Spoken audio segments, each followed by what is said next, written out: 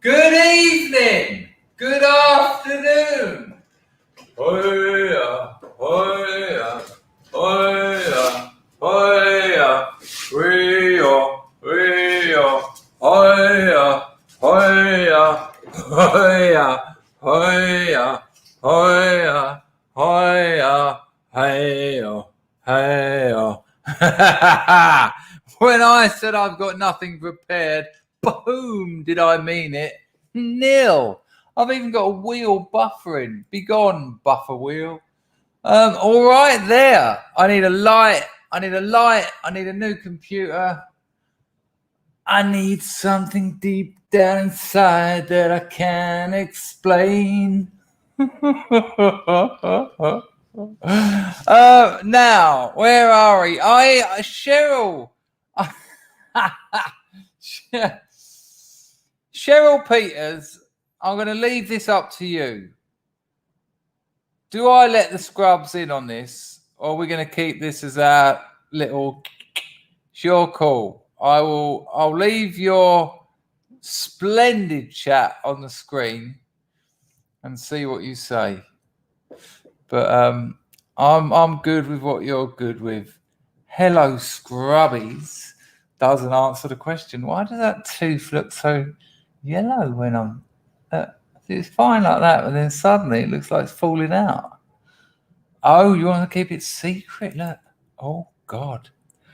Good Lord. Cheryl Peter says there's an angry man playing with witches at marbles with oily fingers, not at all agreeable, and milk and chocolate salted caramel dip. Well, here I come. Boom. Thank you, Cheryl Peters. Incredible. Wonderful to see you.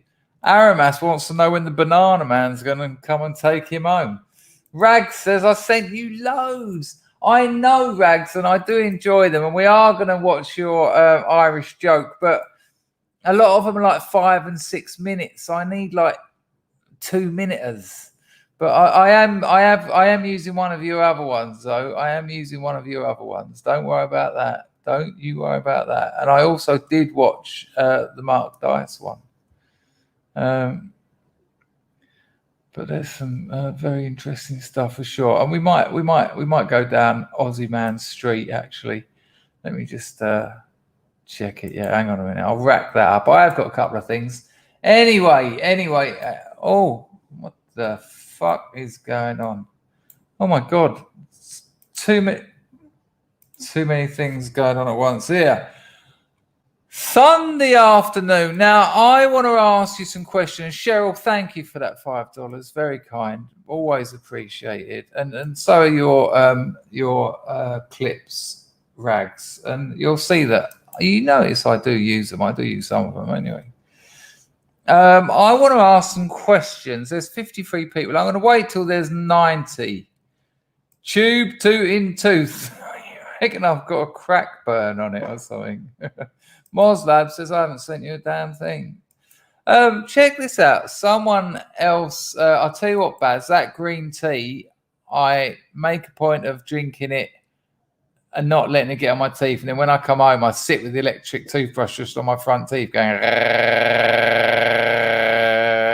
it doesn't look like that anywhere else. It's really annoying. I might get a gold, what do you call it? Not crown. There's another name for it's like a coating, but out here it's cost next to nothing. What are they called? Martin Sheen had when he started talking like that. But my missus just said she'd laugh if I had a gold one at the front. Ian says it's only discolored. I have lost my false tooth. It's not even false. Juicy Squirrel says your teeth are perfecto. It does. It's all like that angle, isn't it? That one, look.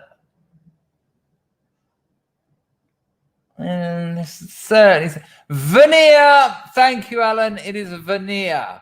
I might get. Thank you, Albert. It's. I might get a gold veneer for it. I don't know. Out here, I think that's about 40 quid. Why not? But I don't know. Hello, Loki. How are you? Pax Max on the firm. Dennis just said cap. Thank you, Ian, for that donation. Much appreciated. Nice to see you, Moslab. Nice to see Donny Armo's feeling frisky. Oh, burritos and cottage pie. Good Lord. Rusky said it sounds like a Welsh Elvis during a Maltese Christmas. Oh, God, what a combination. Absolutely shocking. A tooth jacket. Well, it is that, and I am going to get a new light. That is on the cards. I am going to I've got it here, but I just haven't got any batteries for it. Well, I have got batteries for it, but one stopped charging, and I lost the other one. Let me see if I can find the battery to the light. And on the off chance, actually get some light. I have got some big lighting. I wonder if I could plug that in now. I wonder how much hassle it would be to plug in, to open up my big lamp and light. 1 second, people. I have got a light, I've just realised.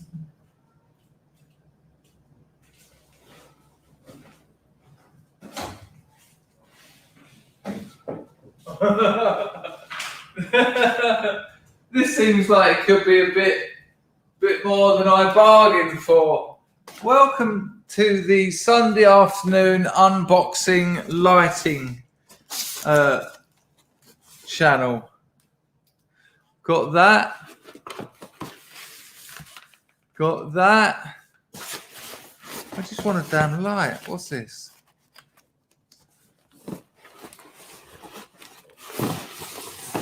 Right, here we go. Let's see what we've got here. I mean, this is the kind of stuff you want. I have got some questions for you. Today we're going to talk about... Look at the tripod on that I didn't even know I had. Look at that. Amazing bit of tripod. I bought this ages ago to make videos, but it didn't work. But it might... Look at that. That ain't a bad bit of tripod, is it? I don't know what a bad bit of tripod is, to be honest with you, but... That seems to work. All right, so I'm just getting the tripod sorted on this. Look, that's come up to that high, and there's even a third height on it, I think. Look, sensual. So let's see if we can sort this out. I mean, sure, I do understand that this sort of thing should be done off camera, but oh, look at what I've got in here. This looks a bit extreme. Fucking hell.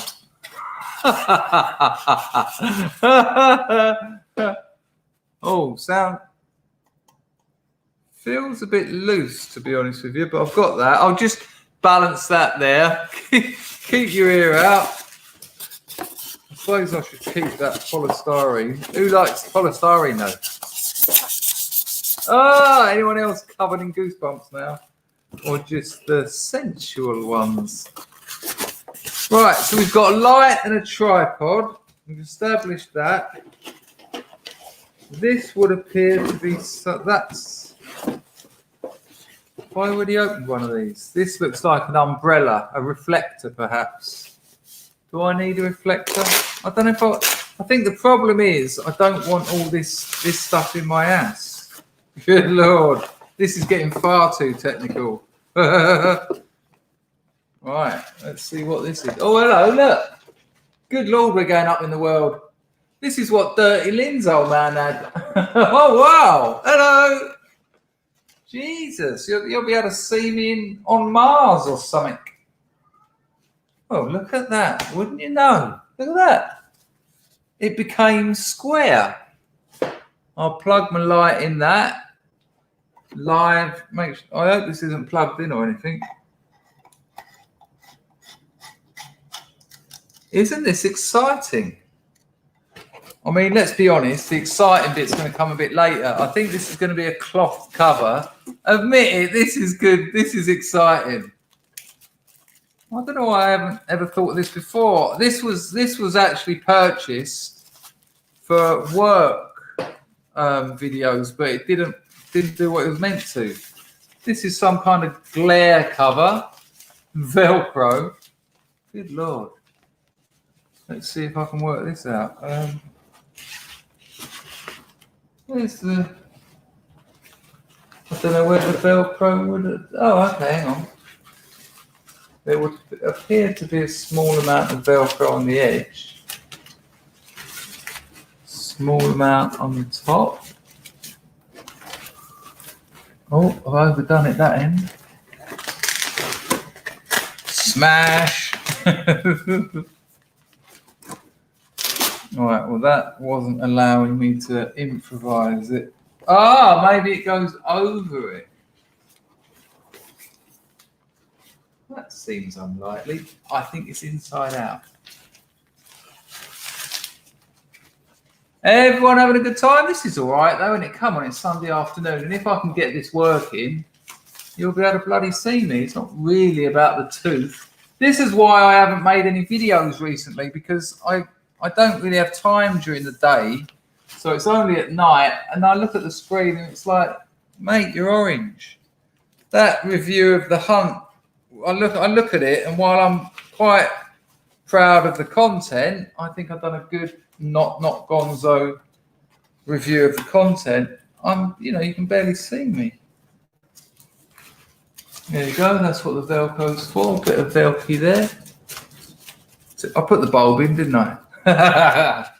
Right, I've realised the problem I'm about to have, and that's going to be somewhere to plug it in. Let's just hope that is got a fair bit of length on it. Oh, well, we might be all right. Right, it looks a little bit big, doesn't it?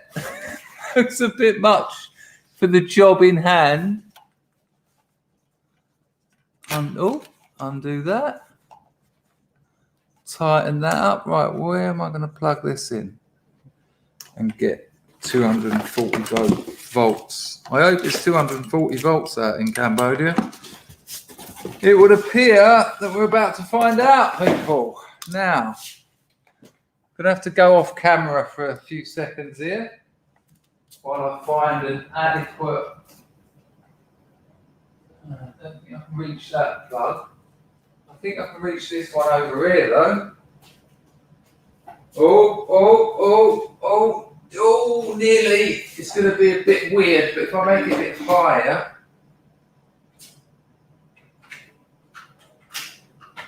Boom! Hello to headaches.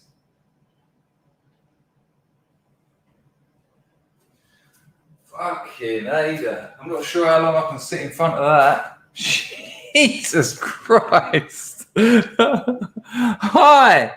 Do you mind if I wear my sunglasses? That is bright. I'm going to move it back. It's better though, right? That's better, surely, but a little bit. If I move that back a bit and maybe offset it a bit. That's that.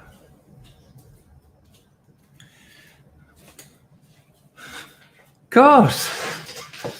Right, let me sort this out. This has been worthwhile, actually. It's fucking bright, though. Good Lord. Might have to move it back a bit further.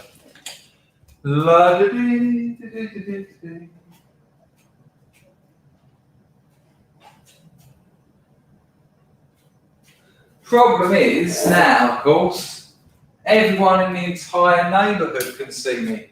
My house would be like a bloody beacon. It's a bit better on my eyes now. It's over there. Right, hang on, people. Let me sort out the white balance. Right, 1 second. How's that? I wonder if I put the auto white on. There we go. How's that? What do you make of that? Better, or should I just turn it off? 1 for that's good, or 2 for better without. 1 good, 2 too much. I mean, I can take the colour down a bit. It's a bit cold. Carson says it's a bit cold. What about if I do a bit of that?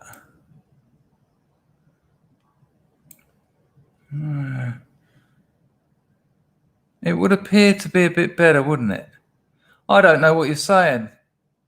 I'm getting a lot of 2s. People think it was better without it. You don't like seeing me, no? Hi. Oh.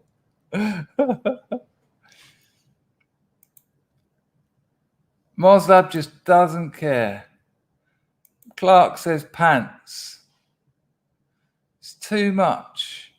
Okay, well look, I'll see. It's certainly something to work with. I'll drop it out for now though, because it's a bit weird. I know that everyone can look out their windows and see me, and that's not.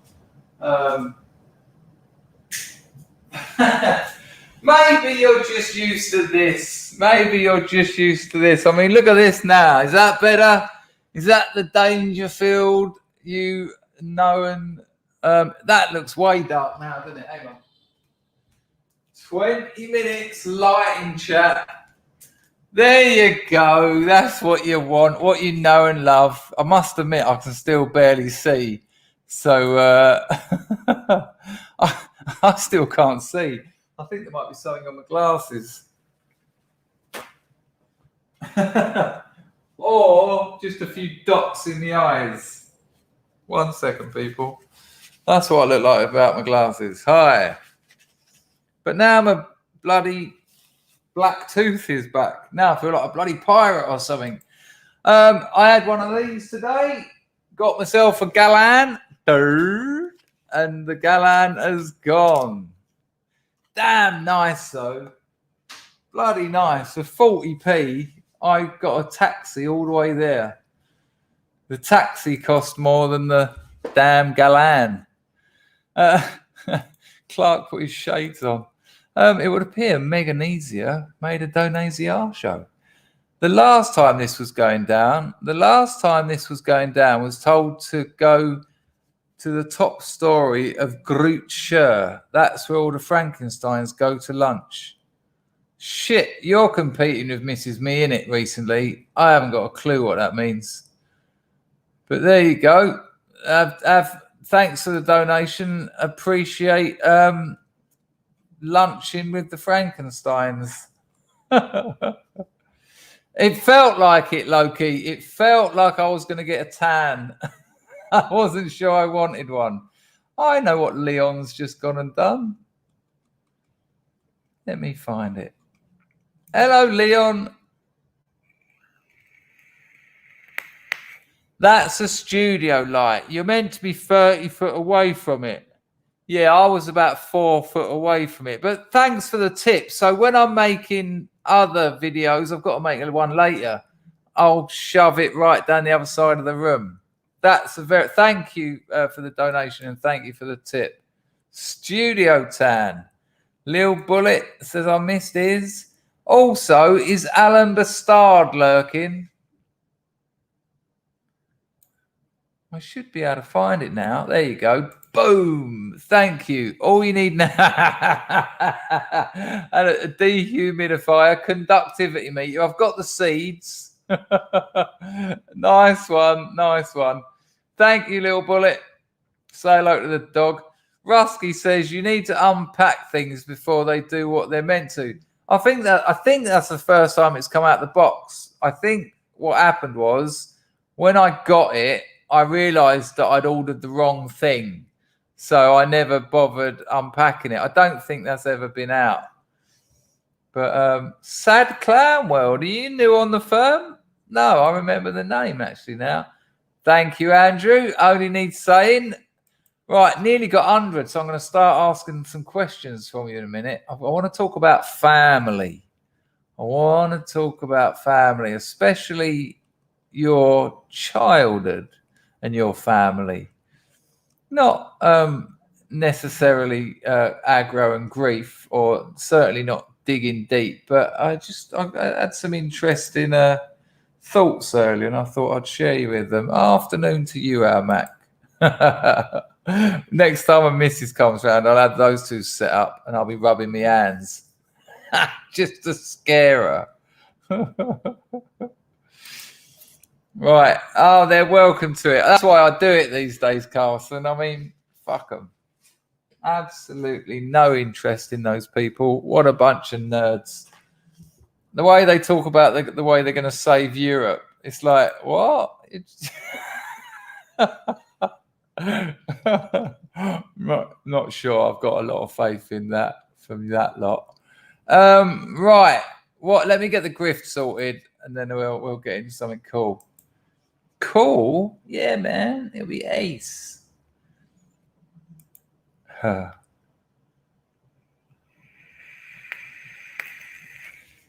What clever bastard earlier told me to wait for Black Friday? Because it looks like I might be able to get the computer I want for about 30% off, which is about 900 quid.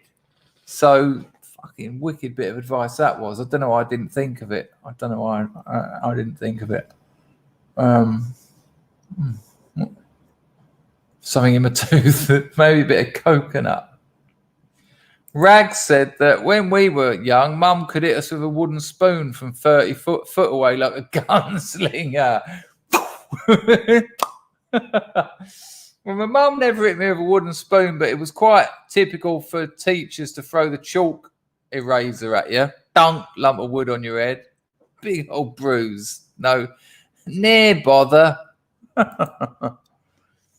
Right, special thanks to all my SUBSTACK donators. That needs saying more. And guess what? You know, I mentioned it this morning and yesterday. Someone, regular scrub, you all know him, but you know it's his private information. He sent me an email today from SUBSTACK, and he said,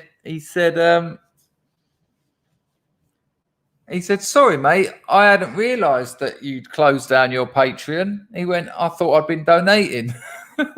He said, so I've moved over to SUBSTACK. How kind. A lot of effort doing that. Close down one account, put all your details in another one, give someone a couple of quid a month. Very kind. Really nice. Andrew French off to a flyer. I mean, look, 22 minutes of absolute lighting. Meganesia, some tough love coming. Didn't you give me some tough love this morning? Well, at least I know what you're talking about. Nice one, Meganesia. Thank you very much. Visionary companion said, my mother was a psychopath. Well, these, it's not that rare. It's not that rare. Listen to this one, right? I was listening to Jimmy's show earlier, and someone on there was talking about destiny, who I don't really know anything about. And destiny is argued in favor of incest, right? And I remember being in a group therapy situation, and this girl, she went, I lost my virginity to my brother. And again, I was just like, oh no. When that's someone's opening gambit in a 3-hour group therapy session, you just think, we're starting there, are we? We're starting with you losing your virginity to your brother. And the therapist said, it's not as unusual as people think. And I just was like, don't. I just don't want this. And I've looked into it, and apparently it's not that unusual. It is unusual, but you'll be surprised, damn it. The latest scrub meme is coming out like a phalanx gun. That's brilliant. Well, I left Patreon, and PayPal left me. So, yeah, it's not very nice, is it? Well, I don't know a lot about him, Arklow Works, but apparently he doesn't advocate it. He was arguing for it in like a debate where, you know, I think he was, from what I could gather, he was playing devil's advocate. I don't want to put words into his mouth. I mean, I haven't got an opinion on it at the moment. I think it's probably unhealthy and damaging, but his work, is he? Hello, Nicholas. Yeah, he's an unpleasant person, Vaush. I mean, the desperation of the man. His everything he says is the transparency of his need to convince people that he's intelligent, and he's just got he's got a middle of the road intelligence. There's not much Real geniuses, and I use that word kind of flippantly because I don't actually believe in genius, but you know what I mean when I say it. Real geniuses, it's all about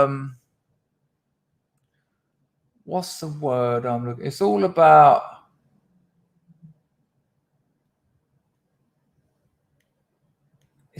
how you come up with a new idea, not just knowing other people's old ones. It's being able to synthesize things.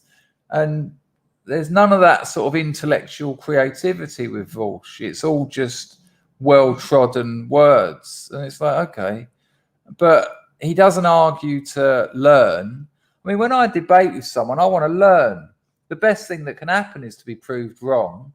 Because if you're proved wrong, you've learned something new. You've changed your mind about something. You've been convinced of something. But he debates in bad faith, and I just sit there thinking, calm down, mate. It's all right. You're all right. You don't need to keep trying. It's a father thing for sure. His dad probably never said, I love you. You're good at things. And it stained his entire life. The fingerprints of his father's absent love clings to every word he says. It saddens me, actually. I mean, I don't give a shit about him, but there is a person in there, clearly in pain, and that's never nice.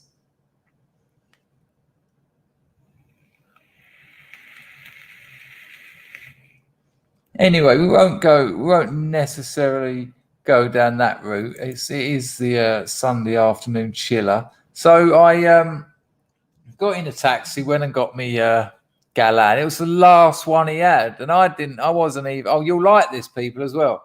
I wasn't even sure if it'd be open because you can't buy them everywhere. There's only like 2 places in the whole of Phnom Penh you can get them. One of them's right over Sensok City, and I weren't going all that way. I got into the taxi and he went da da da da da in Cambodian, and I went gup bait, and he went ba, and took me to Diamond Island. Oh, I told him gup bait. Meganese, another donation. Ain't no way, no how. That kind of love is not tough love. No, it's. Are we talking about? Are you referring to your previous comment or the sibling rivalry? Nice one, Meganese. You're right. Let me get the grift out of the way. Bing, bang, bosh. You can become a member of this stream. You can donate via Super Chat. You can donate by SubscribeStar. You can donate by Entropy. Entropy is good because you don't give YouTube anything. I will pop the Entropy link into the chat right now, and then I will use my skills to pinner up there. So can someone confirm that the Entropy link is up there? That would be handy. That's about it. Don't expect to get rich out of this lark. I do appreciate a few donations, and they usually go well. So thank you very much. There we go. Yeah, thank you very much. It meant a lot. No, not gut bait. He knew, and I was like, so come I. Thank you, Rags. Right, we're going to have an Irish joke, and it was sent to me by an Irish person. I think that means it's allowed. Nicholas, me and daughter of Albion no longer talk. I sent her an email the other day to say what a terrible shame it was that we don't talk, and I've heard nothing back. So I don't think we're ever going to talk. You won't get Hugh on the internet again. He's very busy. He's training. He's studying. He's doing well. He's not interested at all.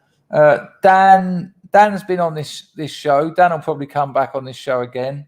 I think Dan's looking at perhaps doing some kind of streaming thing.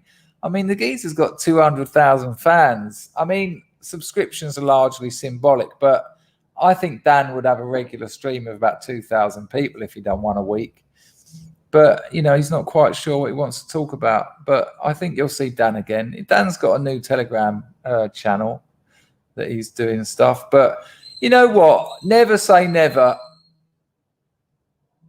I wouldn't be surprised if that's just going to happen when I'm talking, is it? I wouldn't be surprised if you see the Three Stooges in about 10 years. Me, Hugh and Dan just reminiscing. But they were great streams. Well, it's a weird one. It's a weird one. We never even spoke about us falling out. I think she told me she didn't communicate with someone and who was very nasty to her. And then she did. And so she knew that I knew that she lied to me. I mean, look, I shouldn't be discussing this in public, really. It's between me and her. And it's a terrible shame because I really liked her. And I thought we had a really good dynamic, and especially for streaming, it was good fun. And I wish her well. I think she's a very talented and very nice lady. I just wish we would be friends. Okay, Willow, I can sort that out. I can put those two together. I will do that. Nice one, Willow. Yeah, the old Three Stooges. Oh, you're talking about me and DOA. They were good, weren't they? Well, not really, Otto. You know, there was no drama. It was just we were friends and then we weren't. So, you know, but like I say, it's come on, that I've said too much. It's private, really, that sort of thing. But there you go. Right, let's have a good old Irish joke. I might have to spin back a while. I have got a few other bits prepared. I haven't got nothing prepared. But this is, if I can find it. I mean, I'm not really a man. I'm not really into jokes, but it got me. I must admit, it got me. So give me a while. I'm just spoofing back over a lot of content. I'm just filling the time by going da-da-doo-da-dee-doo-doo-doo-doo-doo. Right, here we go. We're going to do that. We're going to do that. Right, so for people who aren't from Great Britain, Little Bullet, did the driver say, yeah, you want too many headphones? There are no road signs. They don't have things like that. I'll tell you what, you can get into a taxi here, tell him where you're going, and he'll start driving, and he'll just keep driving until you say, this ain't it. And they'll go, and he'll just drive. And if you don't know where you're going, he certainly doesn't. That doesn't stop him driving and clocking up a cost. Nice one on the donation, Bullet. Right, an Irish joke. For the non-Brits here, there used to be a tradition of jokes about the Irish. And it was funny. It was funny because, you know what? Jokes are funny. So this is an Irishman telling a joke about an Irishman that was sent to me by an Irishman. That's Irish thrice. I'm losing the ability to I can do a but going from a TH to a is tricky. I think that lets me off. I think I won't get woked out for that. So here we go. An Irish joke, people. It's only a couple of minutes, but it got me. Can someone give me an audio check? A man had tickets for that Ireland final. As he sits down, another man comes over and asks if anyone's sitting in the seat next to him. No, he said, the seat is empty. He said, that's incredible, says your man. Who in their right mind would have a ticket like this for that Ireland final, the biggest sporting event in the world, and not use it? Well, says your man, actually, the seat belongs to me. My wife was supposed to come with me, but she passed away. This is the first All-Ireland final we haven't been together since we got married. Oh, your man said, I'm terrible sorry. He said, I'm sorry to hear that. That's terrible. Couldn't you find someone else, a friend or a relative, or even a neighbour to take the seat? The man shakes his head. No, they're all gone to the funeral.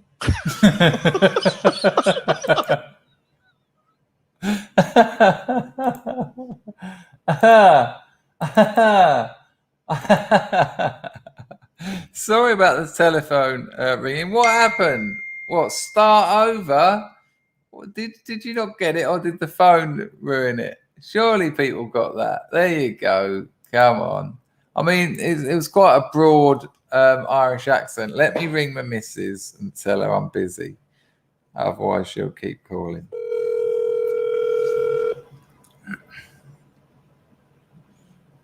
It's a good one, wasn't it?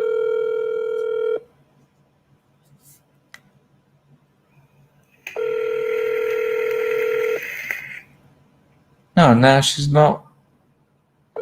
Now she's not answering. Maybe I need to ring her on the other number. So we've had the lighting, we've had the telephone problem. Thank you. Most people got it. Hello, my love. Hello. I'm making a video. You're making the auto timer. Guess what I got today?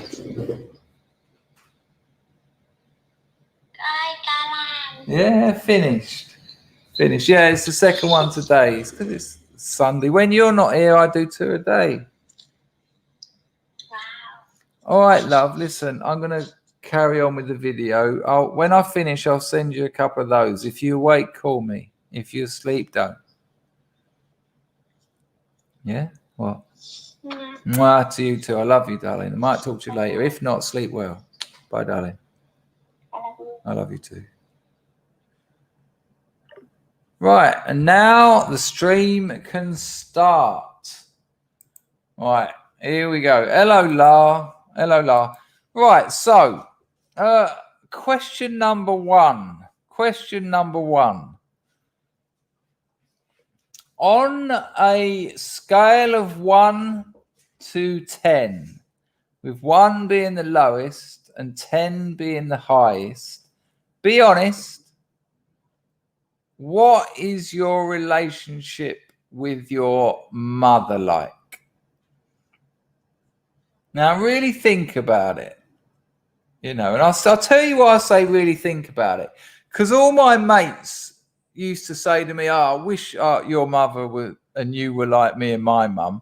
Because my mum would let all my mates go around my house and smoke weed. And, you know, she was all laid back and casual and didn't care when we all came downstairs red-eyed and bumping into things and coming back from the 24/7 with a carrier bag full of gack. But underneath that, it was quite you know, that mums shouldn't be like that. You know, it wasn't a very healthy relationship. Obviously, if your mother's no longer with us, then obviously that's not going to count. So what have we got here? What one's interesting? 10 is exceptionally good, Carlson. So something's around 5. We've got an 8, 10 from Rathschild. Is Alan Bastard here today? Broken Silence, absolutely brilliant. Hello, Brass. Are you new in these parts? Both your parents have passed. But what was it like maybe when they were here? Solid 9?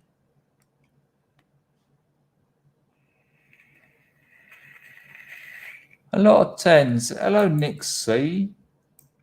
Nice to see you. Okay, that's interesting because I'd struggle to say what my relationship with my mum was like. You know, there was certainly a lot of emotional absence. You know, practically brilliant. You know, I know that whatever happens, she'll let me live there. Whatever, and I've done some pretty bad things to rock up there. And when I rocked up there, it brought a lot of problems with it. Like the old Bill would turn up all the time. There'd be junkies knocking on the door at 4 o'clock in the morning and all that. That's interesting, Kieran. Overbearing. Giles was abandoned as a baby. Good Lord. 2 from Aramas. Okay.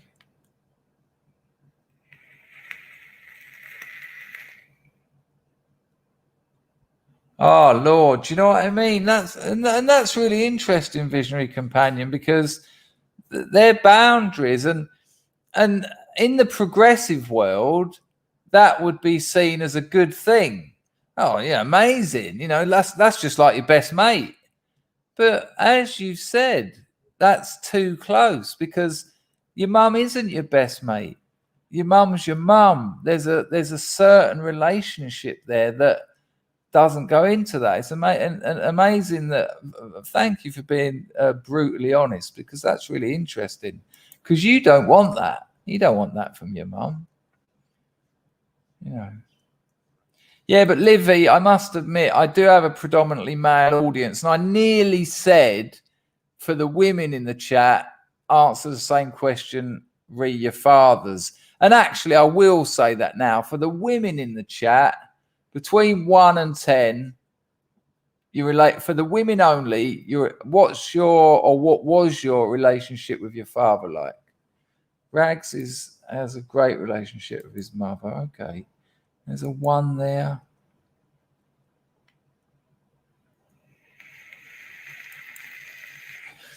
Okay, let's go here. Now, thank you all. This is really interesting. Now, this is hello, Mad Lizzie. It was about relationships to your mum, but for the women, I'd be more interested in your relationships with your father. But Billy's, and look, I'm coming from my experience here, but only as a starting point. I don't want to talk about me only, but here's something I'll tell you about my mother, right? When my father died at 16, me and my brother was already at university, and I said to my mum, look, I won't go to art school. And she said, oh no, you will go to art school. And my mum was going to go from a house of husband, 2 kids to just her in a year.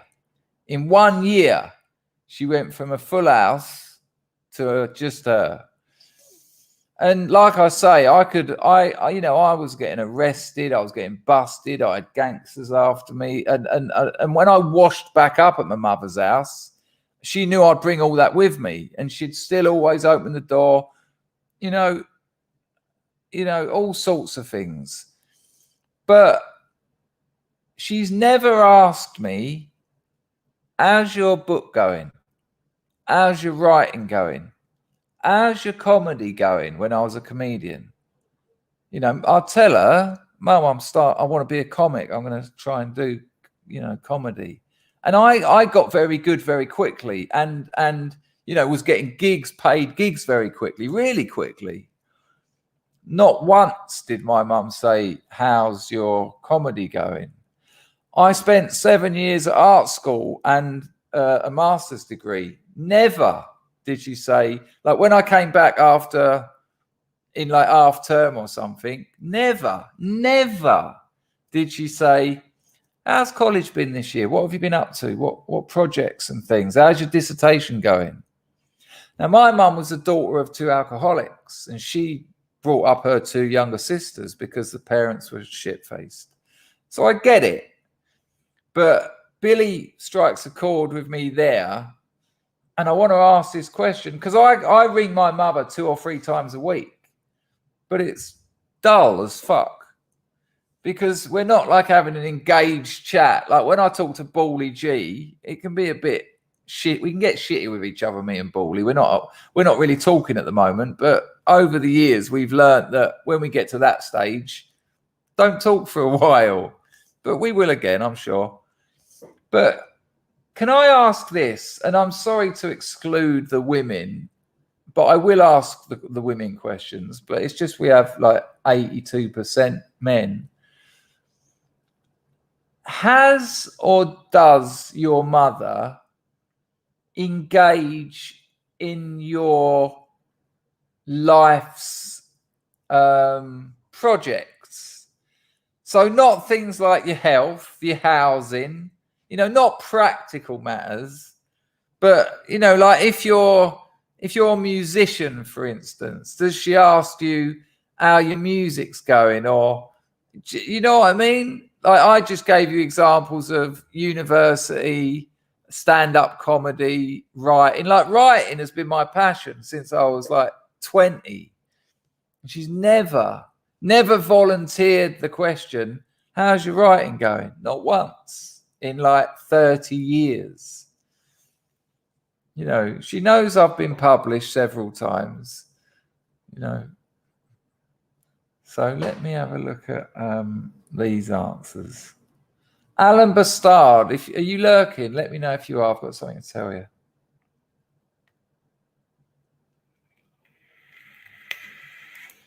Likewise, Flamadidler. Likewise with mine, but that's not really the question.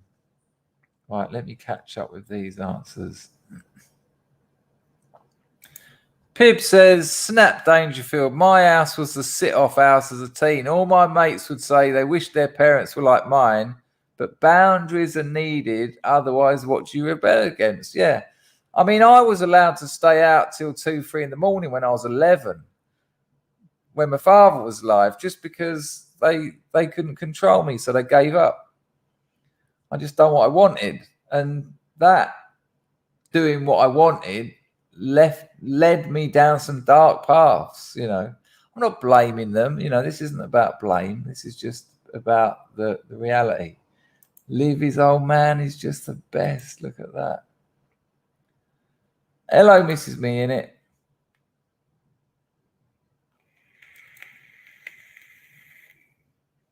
Dennis is...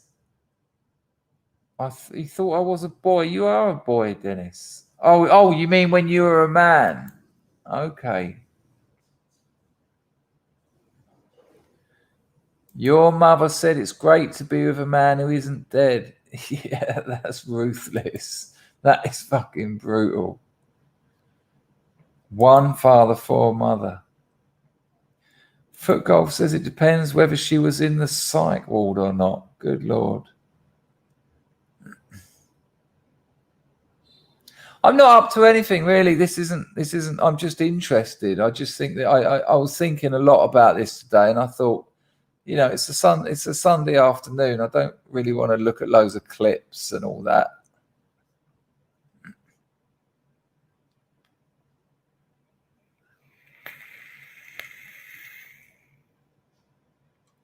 Some says that. That's interesting.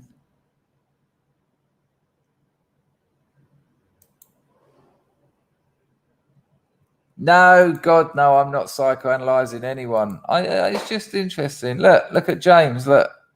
So, James, do you identify with what I was saying? That, you know, like, don't get like she has always been there when required, but no real interested. This is what other people have said to me, Dennis. But then I think it might be a class thing, because I remember a specific incident when I got a lift back from art school in Devon to London, and I had to go to my mate's house, nice big house in Surbiton, big semi-detached old Victorian gaff, gorgeous, big conservatory full of plants, you know, Guardian on the dinner table. And as soon as we walked in, the mother was like, oh, hello, the other bloke's name. Hello, Chris. Do you want a cup of tea? Do you want some orange squash or anything? Do you want me to put some food on or anything? And we were like, no, you're all right. A cup of tea would be nice. Sat down. She come and sat down, and she said to him, so what's it been like this term? How's your work getting on? And I was like, what? And he was like, oh, you know, we've been looking at who was it? Bertolt Brecht. And she went, Brecht. She said, yeah. She said, how's that been? Thoroughly boring. And they were talking about Brecht.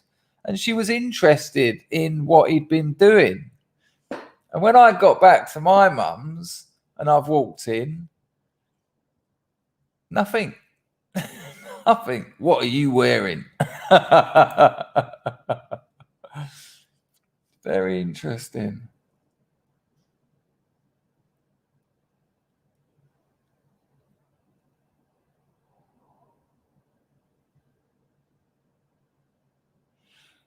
Well, it's all, Billy, it's all very practical, you know, doctors, you know, it's all about her health.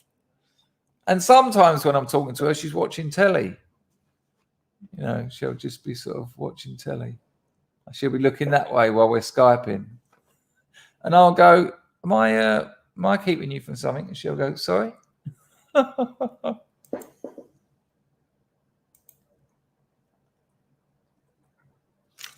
Same here, IR. Same here. I had to make a point of it. And she'll kind of style it a bit. It'll be more like a phrase. Lots of love and hugs. I still don't think I've had I love you. Never. Hello, Marco Bevic. There's 130 of us over on YouTube. But you and Jay's over there on Twitch. Nice to see you. What did Mrs. Me in it say that Moslab loved? Here we go. Mrs. Minute, my dad was my best friend. I lost him when I was 15. Changed my life forever, and I miss him every day. Mouse Cat is my best friend ever. That's lovely. That is lovely indeed.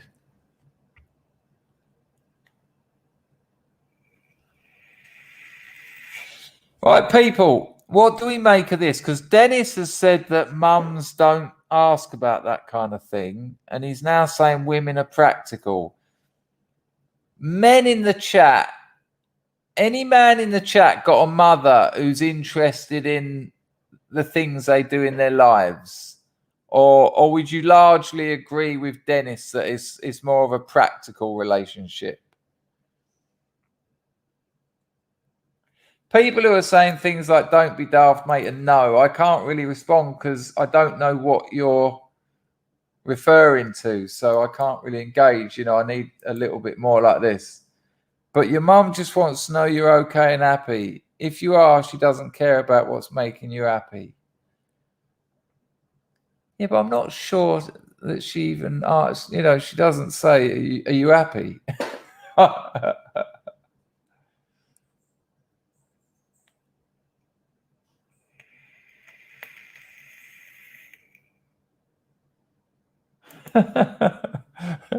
Manny Moo says, my telephone manner is like Dragnet. Just the facts. Now fuck off.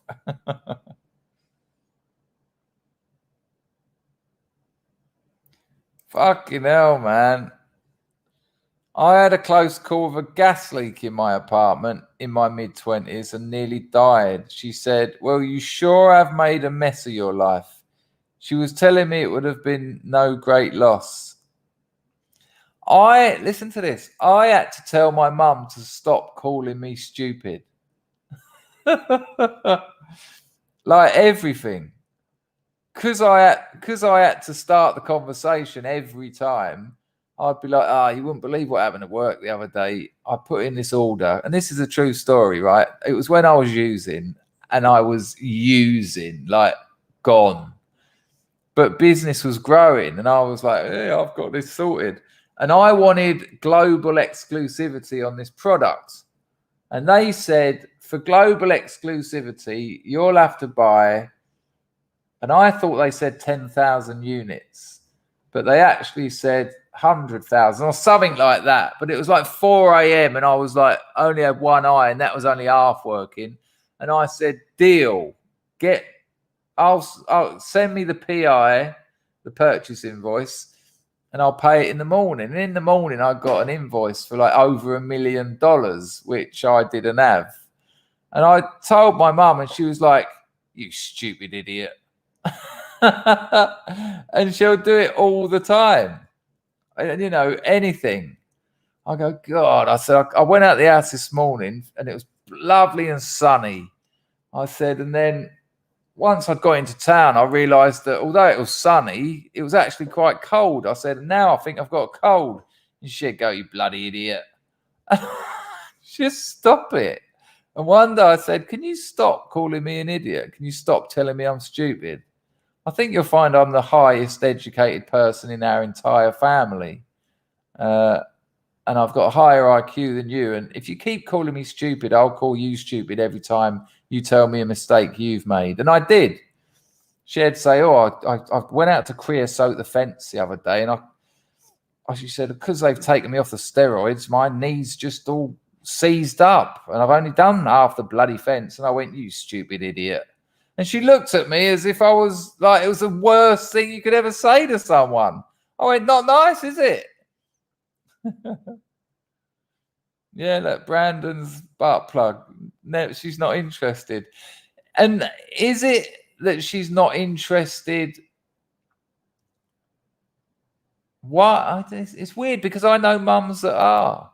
Kieran's mum always wants to read the things he writes, but she's not a big reader, so she never gets through them. But at least she says, oh, you've written something. Let me have a look. That's interesting. Well, I'm not going to go there because that would be we would then be getting into psychotherapy, and that's not what I'm doing. I'm just interested in what people are saying. Leon, my parents are homophobic, so I had to hide that part of my life since I was 12. So I'm a stranger to them from my part. So they are still now, and do they not know about your sexuality? They don't know about it. So you're still hiding that. Wow, that must be a fucking nightmare. And how do you deal with that? Do you just put it down to a different generation or ignorance or what? That's intense.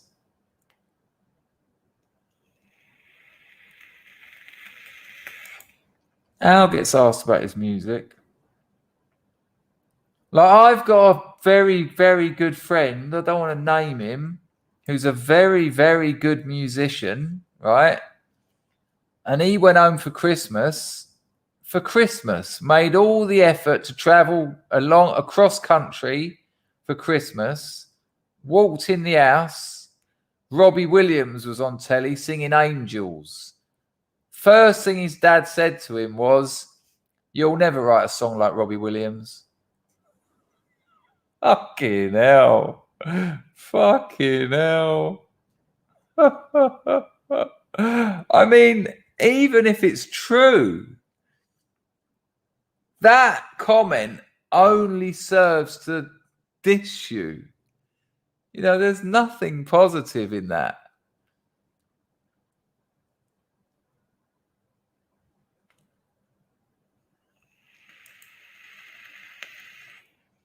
Rags' mum worked extra shift to buy him a motocross bike at 7 years old so he could go racing, never missed a race. That's lovely, Rags. That's really lovely. Rags, did you have a father in the house when you were young? Look, no one has to answer any of these questions if you don't want to. Moslab says, my mother has always been my biggest supporter, fan, financial backer. Now, after losing my dad years ago, my mum lives with us and is the same inspiration to my kids. They can do no wrong in her eyes. Wonderful. Wonderful. Absolutely wonderful. Emery says, I talk to my mum about my writing. It boggles her mind, but she enjoys the nonsense. We talk about gardening a lot and looking after the land, normal stuff. That's interesting. Ian says, my mum was so proud that her wee boy was traveling the world and in demand for his skills. After the shit I put her through, it made me feel incredible. Well, this is kind of interesting because other people say to me, your mum is so proud of you. And apparently she talks to other people about me. I've had it from her friends and even girlfriends of mine. They say your mum's so proud of you. You know, you were on the verge, like you, Ian. You know, I was on the verge of disappearing, basically, dying, or ending up living on the streets. And she'll tell other people, but not to me. So that's amazing that it made you feel incredible.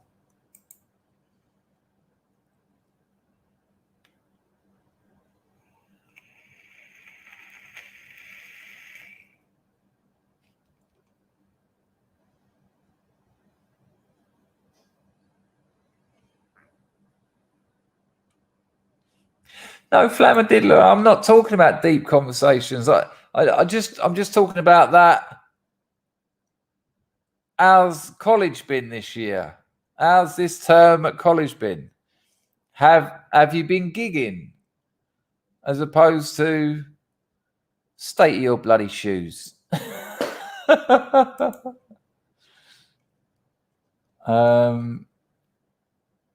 Is that the one you think I missed, Leon? We covered that. Alan Bastard, are you here? Right, I've just found a couple of entropies. I'll deal with those. Nice to see you, Lee.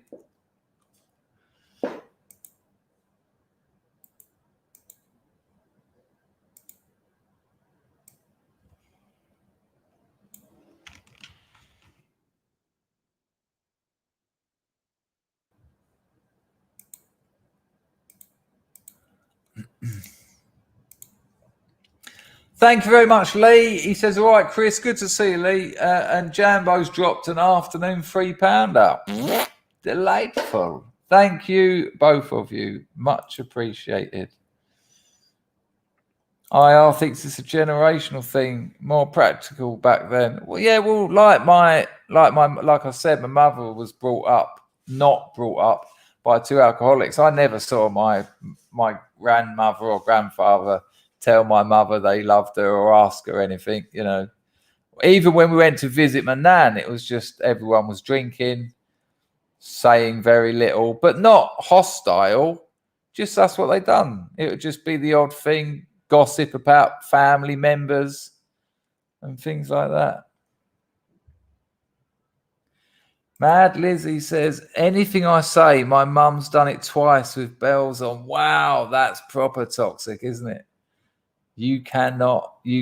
She will not let you live up to her.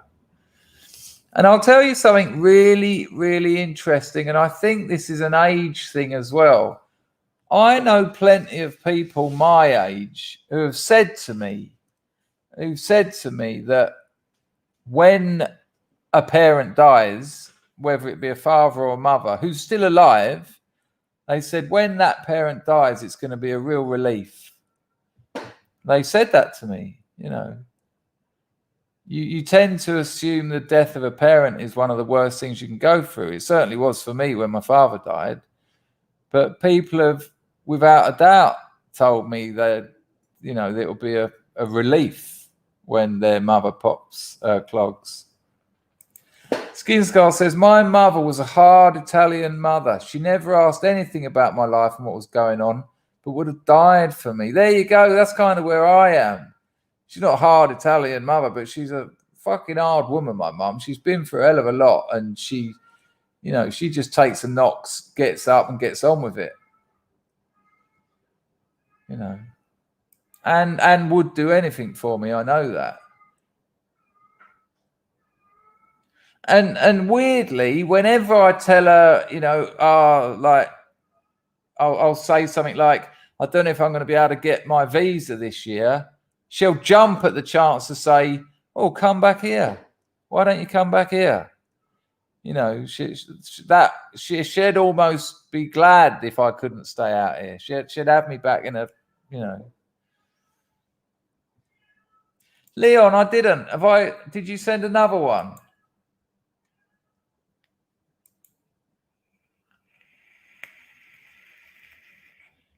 That's interesting. Were you brought up by your grandmother, Carlson, or was that just how it was? Mousecat says, yes, Chris, we're all broken. We're all sick, broken little puppies. Wow, Dennis drops an absolute bomb. My dad loved me, but didn't like me. Sometimes I think like that about my mother, Dennis. You know, the life I've had is so far away from my mum's mentality, you know, and we had a right argument once. I brought all this up once, and I shouldn't have done, really. I was going through a bit of a bad time, and I said, you never asked me anything about what I'm studying. And she said to me, my mum went, I don't understand it. And then I suddenly thought, actually, what is my mum going to be able to talk to me about French post-structural thought? What are you making of Derrida's deconstruction on Rousseau's essay on the origin of languages? Well, Mum, you know, and I think sometimes she feels a bit overwhelmed by a lot of it. It's a weird one, isn't it? It definitely is a weird one. Baz says, I like this stream this way. Well, we do them like this occasionally. They're not so good for newcomers. That person from Twitch soon said goodbye.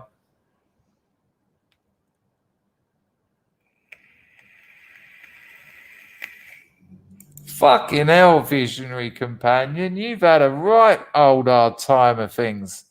When I finally stood up for myself and told her she'd poisoned my life by deliberately infecting me with her hatred for my father, she said, well, of course. Is there anything wrong with that? Shit. That's you've run up against a brick wall there, haven't you? Jambo said, my mum's very quiet and lovely, but has had problems with alcohol and still does. She nearly got sacked from work not that long ago for going in half cut from the night before. Apart from that, she's great. Apart from the alcoholism. It's interesting stuff, though, you know. Yeah, I think so. I really think so, Skin Scar. You know, with that example I gave you, they were upper middle class. Mother was a psychotherapist. Father was I think some kind of photojournalist. You know, my old man was a foundry worker. My mum was an housewife. I remember in rehab, and they finally got it round to me saying, no, my mum's never been emotionally available for me. And the therapist said to me, you say it like you don't care. And I said, well, that's just how it is in working class families. And she went, oh, she said, you can't blame it on that. And I went, I'm not blaming it on it, but that is how it is. Most of my mates' mums are exactly the same as that. You know, I'm not. And she said, but it must hurt. I said, well, it did, but I'm not a child anymore. You know, I'm not going to sit here and start weeping, which is what they always want you to do, really. Okay, a different route that Carlson has opened up. One in the chat, men and women. One in the chat, if you flirted with a friend's parent at any age. You and the parent. One in the chat if you flirted with your friend's parents or parent. That's a real big one. That's really interesting. I didn't, Leon. Bloody hell. Right, Leon. I read that one, right?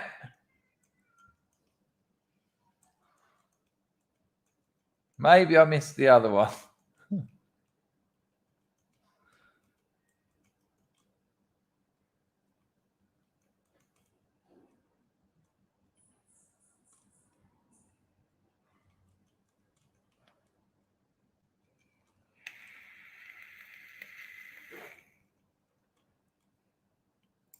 There you go, Leon. I read that one as well. I read them both. Bloody hell. Right, let's have a look how many what. Fucking hell. Hello, Bianca fights the zombies. What's Manny Moo said that's amusing someone? My sister's favourite thing to do was getting pissed and arguing. Oh, good Lord. Yes, Billy. It would appear that VC's relationship with his mum is a bit complicated. Let's have a look at these ones for look at this. Loads of people. Is there anything perverted? Flirting with someone else's parents? That's just they're only people, Billy. The question, it's like saying, have you ever flirted with someone older than you? It's just that there's an interesting. Oh my God, broken silence actually had a result. Carlson, she was all right too. Oh my days. I was about to ask that. I was about to say, has anyone had a result with a friend's parent? Because of all the. Hang on, let me think about this first. Let me have a little think about this. Something tells me something happened. I'll see if it comes back to me. Zen, did your mate find out? And you know what I'm going to say? They did find out, because they always do. Because usually in these little situations, it isn't worth happening if it doesn't come out. It's a strange thing to say, but I think a lot of people will know what I mean.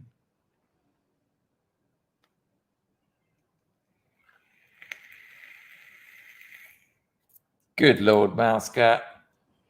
Crosshatch said the babysitter's mum gave me a blowjob. Not even the babysitter. Fucking hell. That is shocking. Billy, really? Do you really think that? What, just for fancying someone? Come on, man. That seems a bit judgmental. Just because they're your mate's parents, it doesn't, you know. So if your mate's mother was Bridget Bardot in her prime, would that make you a pervert for flirting with her? It would make you a pervert if you didn't. LC 350 still do. No worries, Leon. We got it there. So that's the next question. Let's see what Carl up north has said that Moslab said is a sad one. Carl is aristocracy.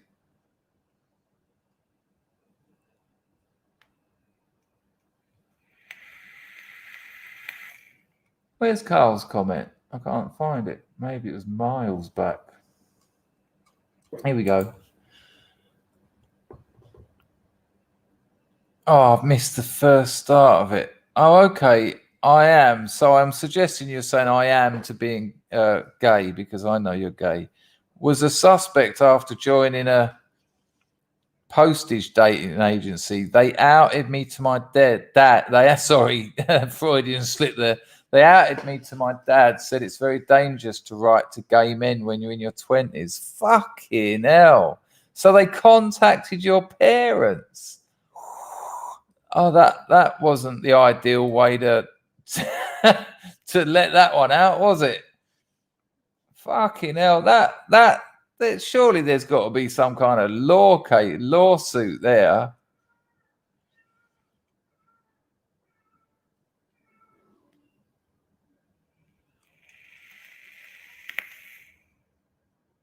Yeah, there you go. There you go. Look at Zen Maverick. She was filthy and fit as fuck.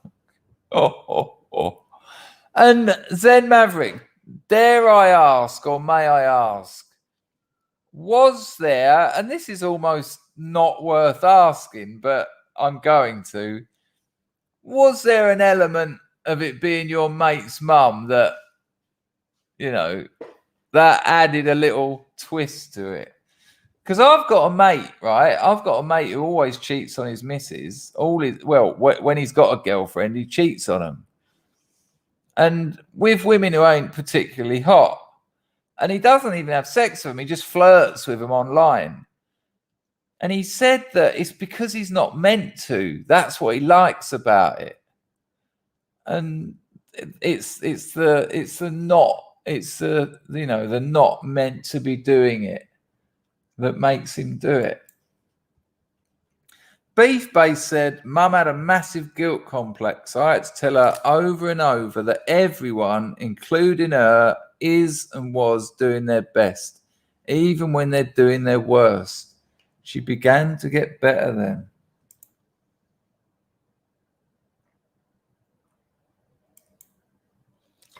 I think you're right, Dennis. I think you're absolutely right.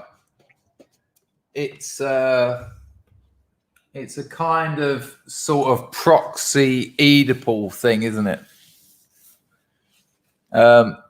Dennis is suggesting if your mother fucks your mate, she'll tell him, and then he says she does it to fuck with the son. I think there's definitely something there. Little Bullet said, when I was a kid, my mate's mum cooked dinners for her other kids, but made him eat sandwiches. Also made him sleep in the cupboard under the stairs. 10 years old. Fucking hell, man. Fucking hell. It's an hard world out there, isn't it, people? Manny Moo spied on his mate's mum nudie sunbathing. Who wouldn't? Mrs. Me in it. My mum so braved. I think you mentioned this the other night, didn't you? Armed robbery, had to leave me with the dog and a carving knife, saying lock the door behind me, and if they come back in, kill them. She crawled through shit to protect me. Fucking hell.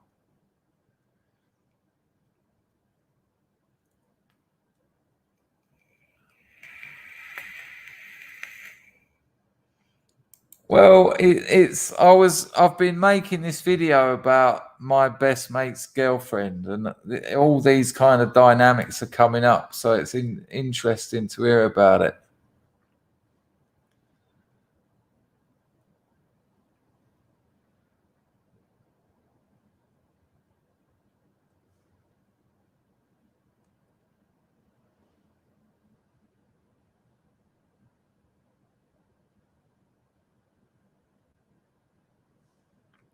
Crosshatch said, I got fiddled with as a 15-year-old. I was babysitting with my girlfriend, and the kid's mum blowjobbed me in the stairs, just straight there, blew me off my feet. And that would be serial assault now. Now, here's a weird one. Okay, here's a weird one. I'm sorry that I can't answer and engage with everything that people are saying, but I'm sure other people were. Good Lord. Tricked you to get interviewed about a murder. Fucking hell, from your own known man. What, after he found out about that? Good Lord. Grego.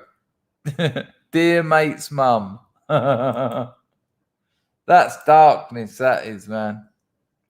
Good call, Foot Golf. Was the Mrs. Robinson era. I forgot where I was going to go next yet then.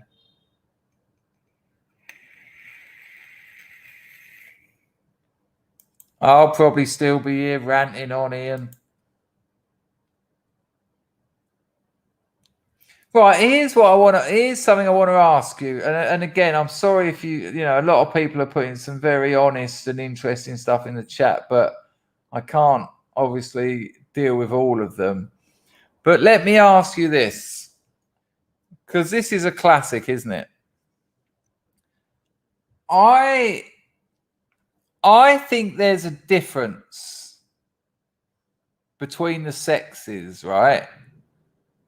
With an older man and a teenage girl, and an older woman and a teenage boy, right? Now, hear me out. And this isn't I haven't got this fully padded out. Is Alan Bastard here yet? Let me know if you're here, Alan. Just give us a little yes if you are. So hear me out. So someone I was in rehab with, when he was 15, he had a sexual affair that went on for about 6 months with a woman who I think if I remember rightly was 35. Now, I'll tell you this. When I was 15, there were loads of 30, 35-year-old women I had absolute crushes on. And, at 15 and a boy, your hormones are going crazy. And the idea of one of those women, I'm thinking of one in particular who lived up my road. There was a brothel up my road. If she'd have, well, this is it, broken silence. This is it. If she'd have knocked on my door and said, can I borrow a cup of sugar? My mum and dad weren't in. And I said, yeah, come in. And then it was,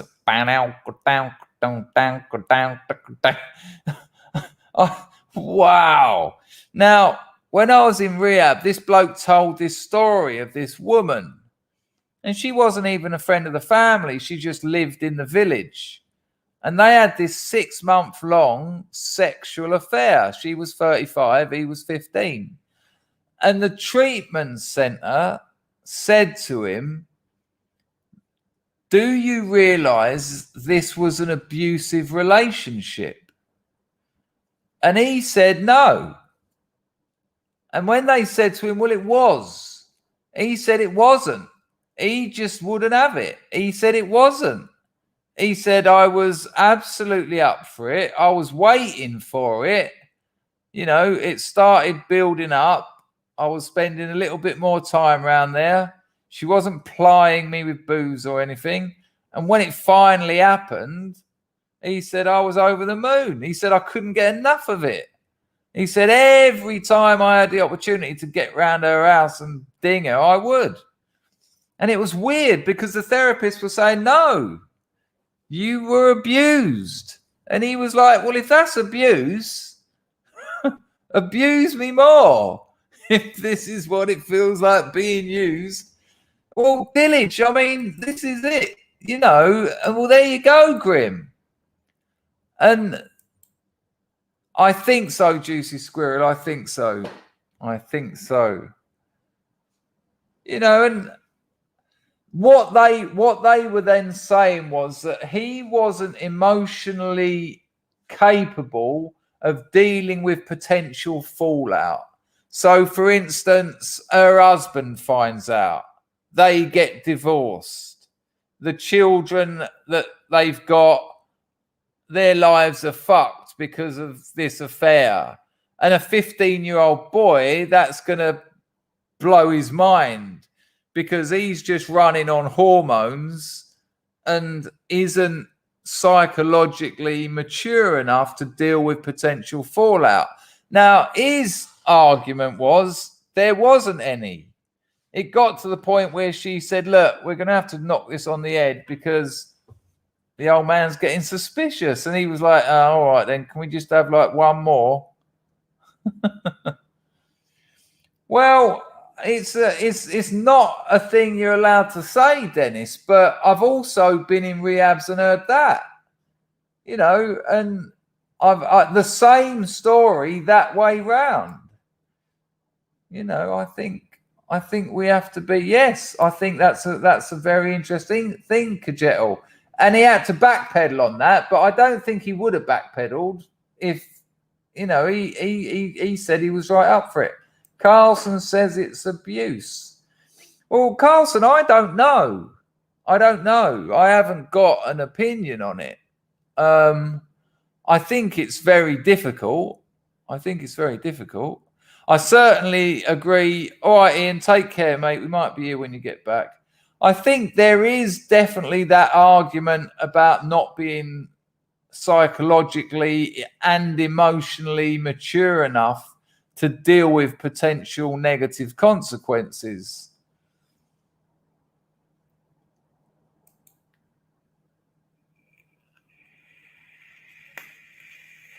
Hello, Richie. Oh, it's twice a day when the missus ain't here, mate. Love it. What a cracking stream we're having tonight.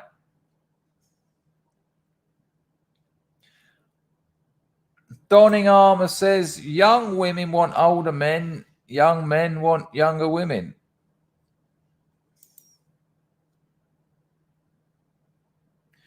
Juicy Squirrel says, I was chronically abused, ironically, by the caretaker at school, and it completely fucked me. Excuse the pun. Yeah, I'm not necessarily talking about, I mean, the situation that with this bloke in rehab, he was totally up for it. You know, he wasn't cajoled. He said, if anything, he ramped it up because he was desperate to fuck her.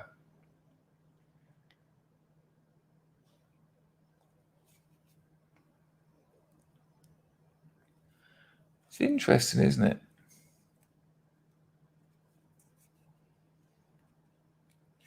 I mean, here we go. Let me ask you this. Men in the chat. We'll do the women after. We'll do the men first. Men in the chat, take yourself back to 15 years old. You're 15 years old.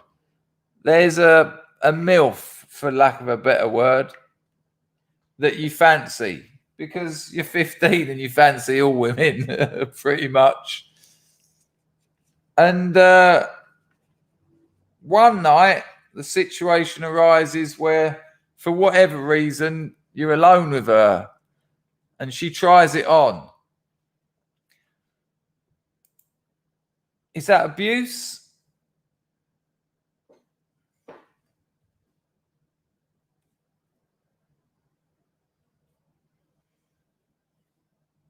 Is that abuse?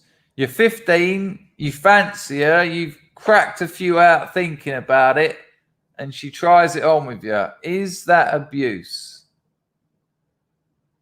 No, that's a very different situation, and I'm very sorry to hear that. I was 11 when I got abused, and that was abuse. I did not want to do anything with that dirty bastard. So Suez says no. Willow says yeah. Foot Golf says no. Scory says yes. Han says no, it's life. Carlson says to an extent. Donin says I'd fuck an hole in the wall at 15. I was a bit like that. I've tried a watermelon. Will says yes. So, okay, that's interesting, Moslab. Does that matter? I mean, what if she's 30? So that's twice as old as you. What if she's 60? Baz says no. Zen's over the moon. Mark says no. Mousecat says she could have his essence. I don't even know what that means. Carl says Priscilla was 14 when she moved in with Elvis. Oh, well, let's not forget the Rolling Stones, one of the greatest rock and roll bands in the world. Bill Wyman married Mandy Smith at 14, didn't he? Fucking hell. He wrote that song about her, and there's a lyric in it. We'll take the hovercraft across the water. They'll think I'm your dad, and you're my daughter. Je suis une rock star. Fucking hell. Okay, so this is interesting. Well, this is what the woman I'm thinking about, I'd have tapped it about 30 times on the trot and probably could have done at that age and all. Right, okay then. Well, I'm saying 30. Foot Golf says as long as she's respectful.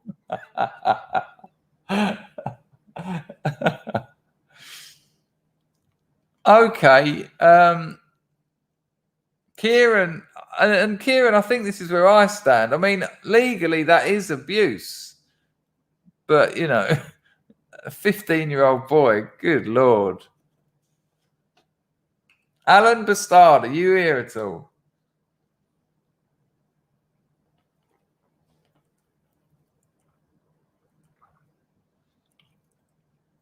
Pax Max, and this is the weird thing. Pax Max says, by my adult standards, yes. I.e., yes, it's abuse, but at 15, I wouldn't refuse. You're going to struggle to... listen to this. So I had this crush on this bird. She was about 25, and I was 15. And I used to go and hang around in the shop she worked in, a little anemic schoolboy. And everyone knew I had a crush on her, and I'd send her Valentine's cards, and it was just a joke. Looking back, it was a joke because she went out with. She was an absolute salt, and she went out with blokes who drove BMWs. Someone actually said that to me once. He said, I remember that one of the adult men who worked in the shop said, what was her name? Claire. He said, He said, you know, Claire's boyfriend's, like, her current boyfriend drives a BMW. He's got like 2 houses. You're a kid. Go and find a girl at school. You know, why did you hang around here? And I was like, yeah, but you know, she kissed me on the cheek the other day. She went, yeah, like, just because you're cute. You're a young lad. But about 6 months later, she gave me a blowjob at a party, and she didn't let it finish. And I was just going, oh my fucking God. And then she just got up and walked off. And it felt abusive. I don't know why she done it. And she was sort of laughing when she walked off. And I remember going, hang on, you can't just walk away. You can't leave me like this. And she was sort of like, she was a bit pissed, but it didn't feel right, to be honest with you. I'd have let her do it again though. So, you know, it's complicated. I think that's the point. It's complicated.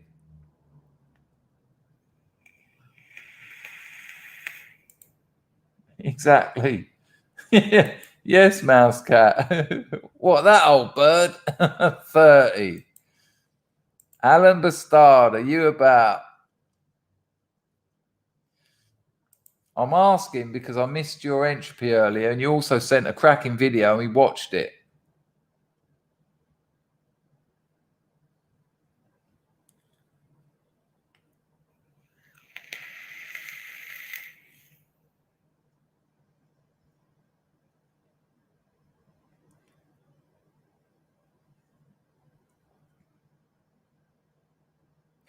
Yeah, I'm not. I know this sounds dodgy, but the legality is not really of interest at the moment. I mean, I think we all know the legality, although it is different in different countries. But I suppose that's what we're questioning, really.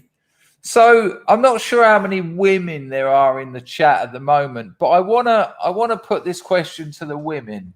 And obviously, don't feel obliged to answer. But women in the chat, you're 15. Exactly the same question I just asked the men. You're 15 years old. You've got a crush on a 30-year-old bloke. And it goes on and on and on and on, this crush. And then one day, you're alone together, and you know you will be for an hour. You do something sexual.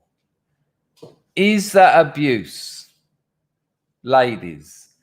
Now, men can answer too, but I'm particularly interested in the what the women have got to say. Hello, Telford. Nice to see you.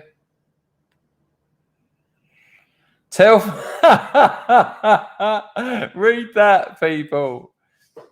Telford Teach. I closed my eyes with my 16-year-old girlfriend and imagined it was her mother many times. Sorry, Julie. Well, remind me about that, because we'll go there next. There's something I really want to ask in a minute. Thank you, the pro. One for the jizz jar. Much appreciated. It's actually new computer grift at the moment, but I understand jizz jar.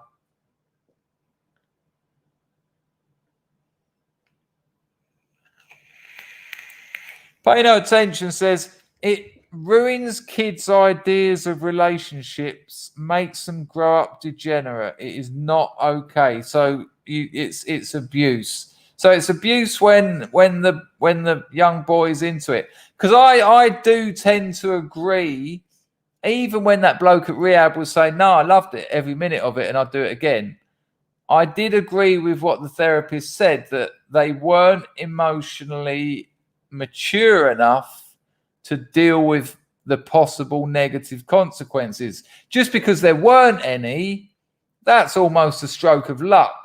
Because one thing I have learned in my half a century on this planet is that affairs and cheating almost always comes out. It rarely, because part of the motivation for it is people finding out. There's an unconscious desire to punish people, to treat people badly.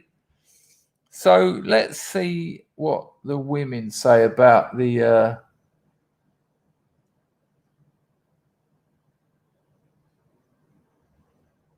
hello, Ralph.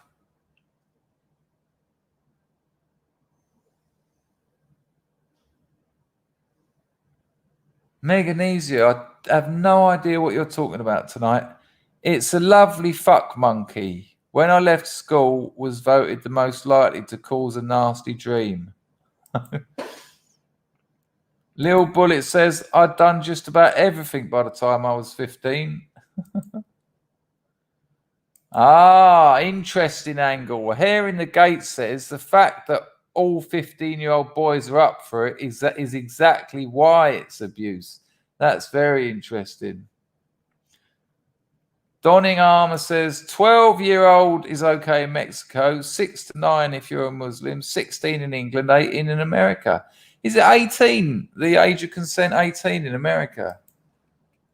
I doubt many people are paying much attention to that.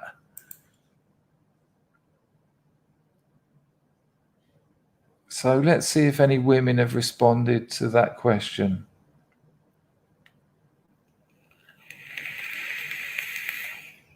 The intent is that intent of the man. Meganesia just says, oh my.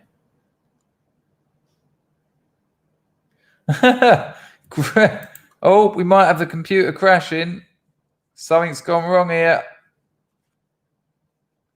Looks like my mouse has died.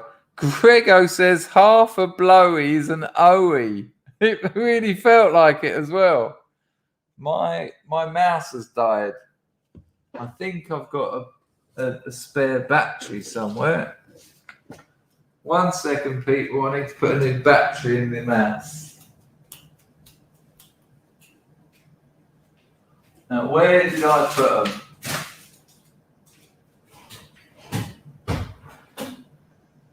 There you go.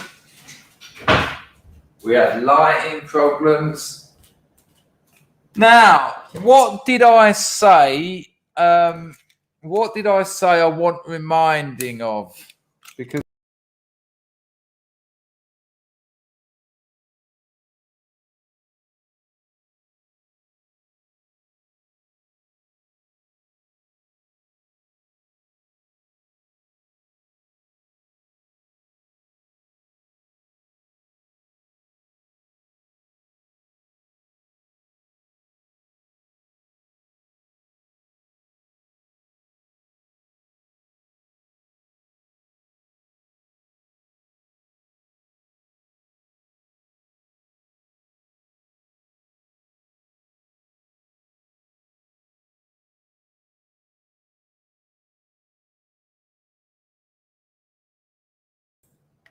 sorry, people, if I disappeared then for a couple of seconds. What was it Telford Teague said? Let me know I'm back. Kaboom. What was it you said, Telford? Because I wanted to ask that question. It reminded me of something.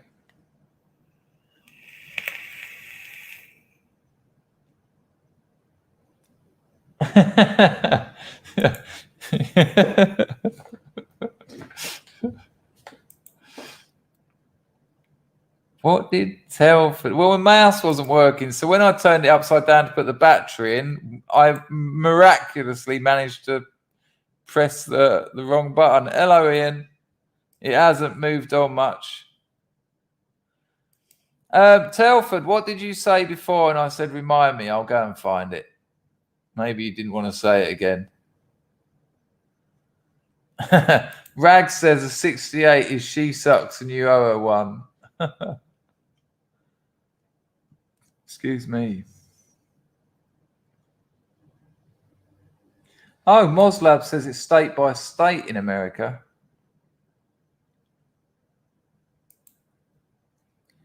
Where is Telford's Teague comment because it reminded me of something else I wanted to ask. This is amazing. Very, very interesting. All your comments, by the way. Meganesia says, danger, the stuff that crumbles from old legacies scares me so much. I end up on all fours blowing like a mother cracker, clearing the sinuses, of course.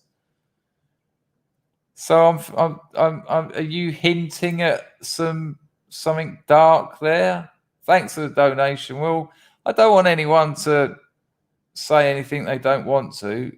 You know, that's not what this is about. This is weirdly meant to be quite light-hearted. Telford, what did you say? Because I can't find your damn comment now.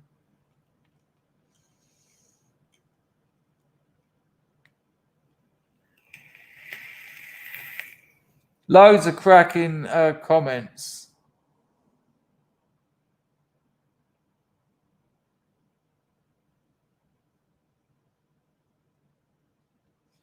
Sorry, I can't deal with them all. I am just trying to pick out ones of particular relevance to what we're talking about. Telford, what did you bloody say?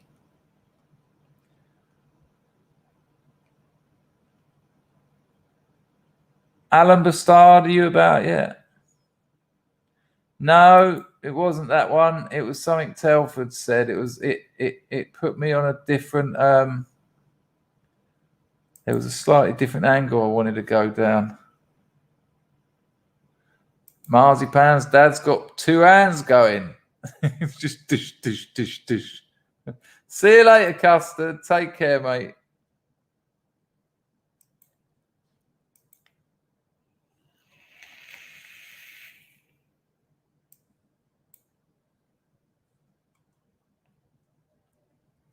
Oh, the old mouse ain't playing ball at all. Might have to switch on to this one. Oh. Computer's dying.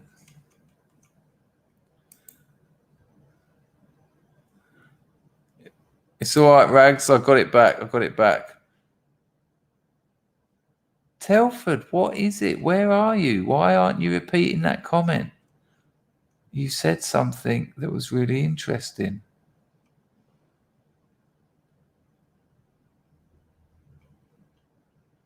And now I can't find it.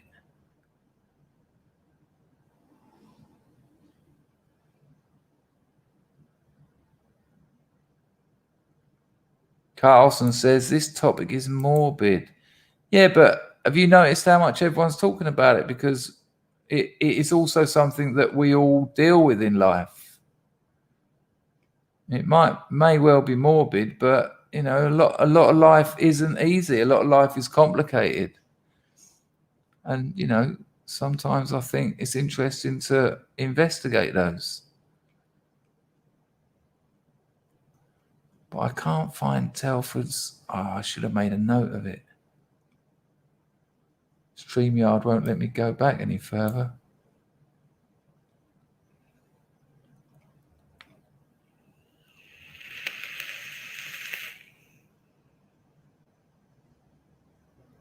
Telford, are you still here?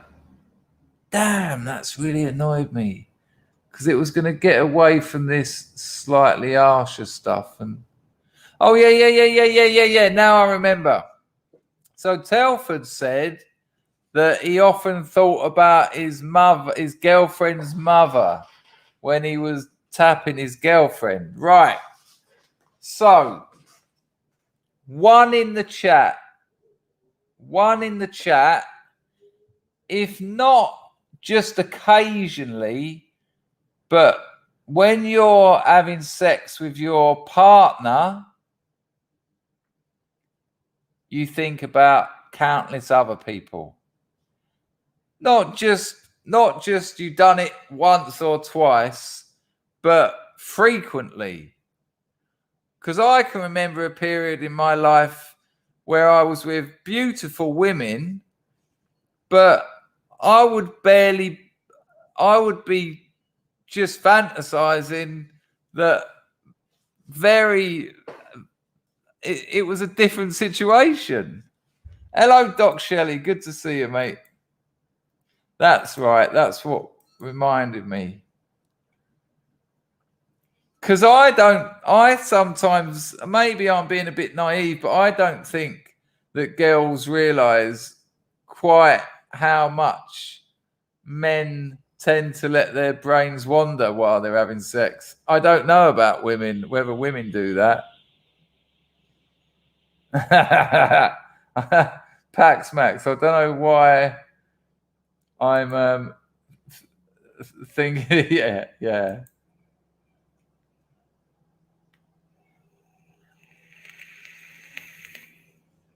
Pay no attention says, then you are unfortunately confused by your abuse. Okay, Al, I might do that, but I've run out of, I've already got one of those USB 5-port splitters. I need a new computer, Al. That's the real problem. Mrs. Me in it says, oh, we do. Rags used to slow himself down by thinking of Margaret Thatcher. Baz says women do it all the time. Juicy Squirrel says I'm a woman and I've done that. There you go. I wasn't saying I didn't think you did. I just can't speak for women because I've never talked to women about that. But I've talked to plenty of blokes who've said things like, I fucking have to.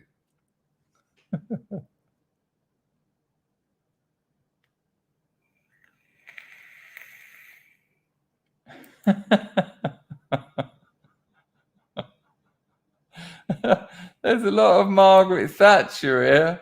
Margaret Thatcher's wrinkled tights. Yeah, that'd probably slow me down so much it would just stop working.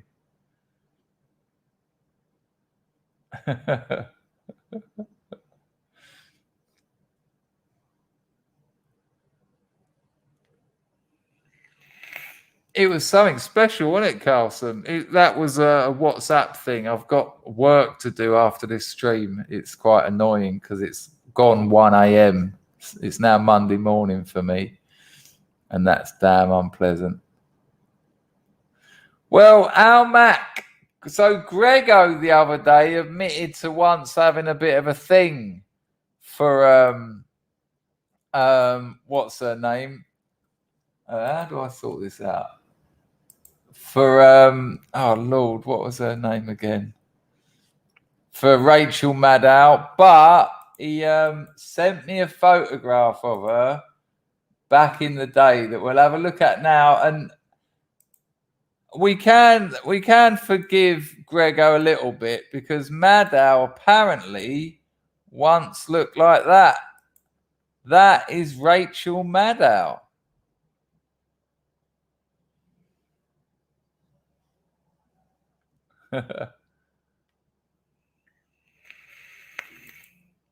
Manny Moo wants to know whether the ladies discuss the size of their partners with their friends.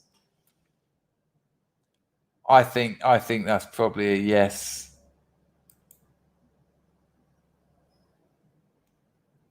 Oh Lord, that's putting me off of life itself, King Corona. Alan Bastard, are you here yet, mate?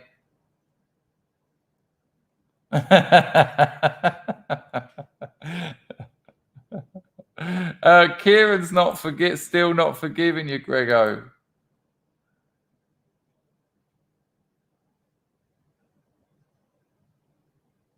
Oh Lord, that is really something.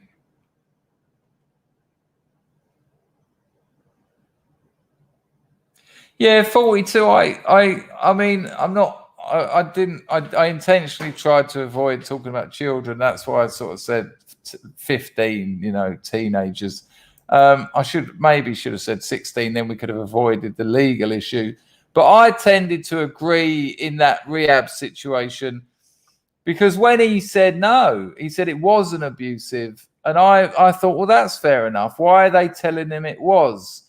But I agreed when they said you weren't emotionally mature enough to deal with potential consequences.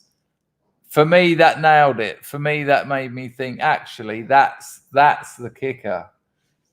You know, it's very normal as teenagers. You go through puberty, you start developing, you know, your sexuality starts developing, but that doesn't mean you're ready to engage with the realities of it, like pregnancy, like sexually transmitted diseases, like families breaking up. You know, we've talked here tonight about friends' mothers and friends' fathers and all that. You know, can you imagine the damage that could do to adult world and the weight the weight that could, you know, if you're 30 and you do something like that, you're an adult, you're part of that world.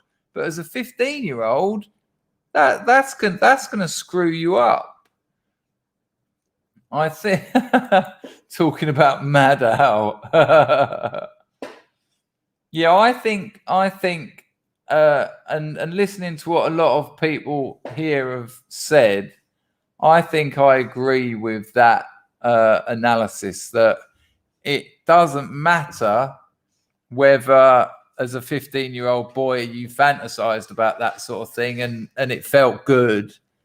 The potential negative consequences you're not mature enough to cope with, and that could lead to addiction, that could lead to suicide, it could lead to depression, you know. And even though it might not have felt abusive, it is because of that. It's very interesting. Carlson says, I'd capture that Maggie Thatcher snatcher. Oh, good Lord. I'm not quite sure what that means, Carlson. Ironically, we used to call her milk snatcher because she took the warm school milk out of schools. Yeah, no, I agree, but I agree with you. That's what I'm saying. But it was complicated because the geezer it happened to wouldn't have it. He just wouldn't have it. He said he instigated it. He thoroughly enjoyed it, and there was no repercussions. And at the time, I really struggled because he was a mate. I became friendly with him at the rehab, and he was getting very pissed off with them. But I, you know, as I've matured myself, I think that that could have caused him massive problems in life.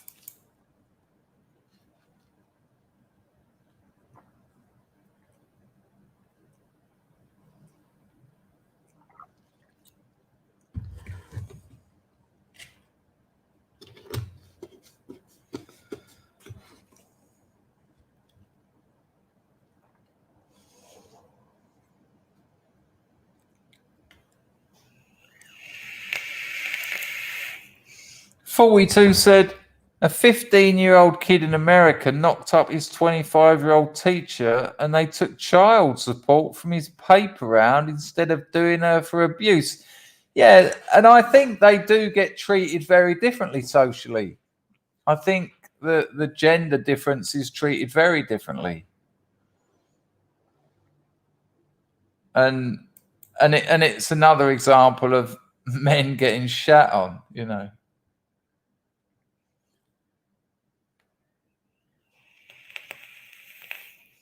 Well, Edward Woodward's son, Tim Woodward, told me that he went down on Margaret Thatcher in the French house. He didn't go down on her in the French house, but we were talking about Margaret Thatcher, and he went, yes, I remember going down on Margaret at university. Feisty lady. You know.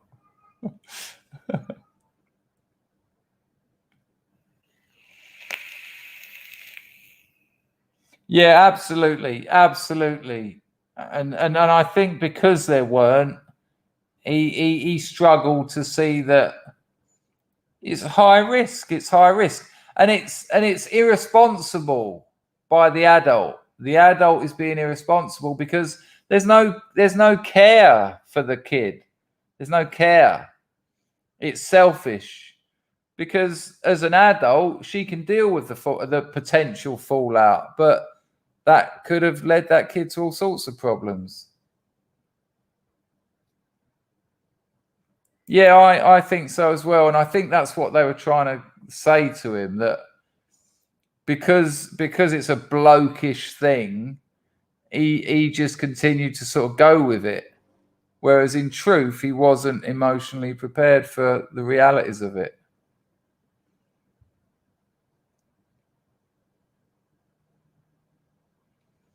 Interesting conversation, though. Thank you all very much for your input. There's been some very honest and very challenging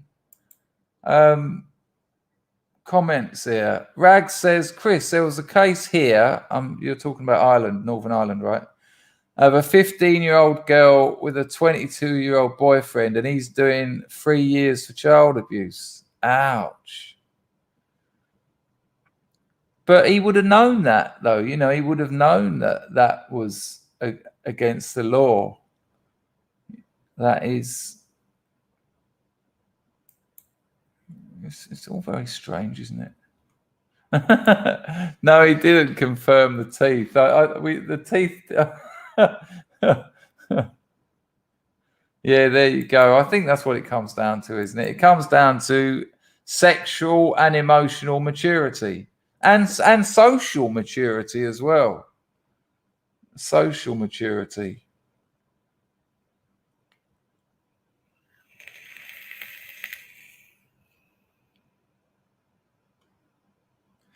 Yeah, you've raised some interesting points, because there was a couple of blokes at my school when we were all about 13, 14.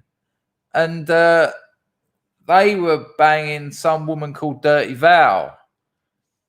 And they were all quite sort of, there was a lot of bravado about it. They'd go down there in their dinner breaks, and she was about 40, some old alcoholic. And, you know, everyone would be like, yeah, I'll fuck Dirty Val. And I can remember being absolutely shocked by it. You know, the idea that, you know, I was already wanking and, you know, finding me old man's grot mags. But the idea of actually doing that. And I also remember when I was about 11 going to a party, and it was a little bit too saucy. You know, there was a lot of French kissing. Sounds peculiar coming from me, this one.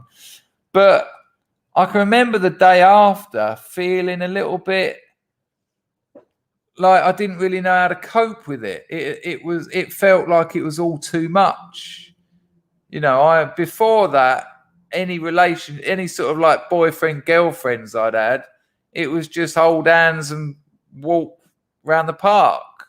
And then suddenly at one party, I was snogging 3 or 4 different women. And I say women, they were like the same age as me at the time. And I remember getting home, and after the party, because it was a kids' party, it ended at like 8 o'clock or something. And I remember getting home and being in my mum and dad's house, and I was just a kid. I was sitting on the floor playing with toys. And my mum and dad were there, and I remember this sort of real sense of shame that, hang on, I'm just a kid.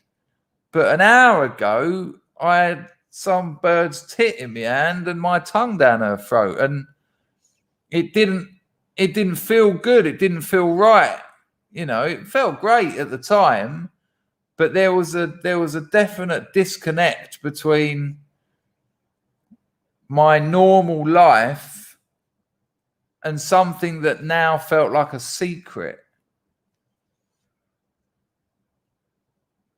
It's interesting. Well, we had to get out of this subject somehow. I think that's a fair move. I can't hang around for much longer, but listen, I really appreciate everyone's honesty and everyone's comments. That was an interesting debate there. I have got a couple of clips I want to show you, because this is really interesting. And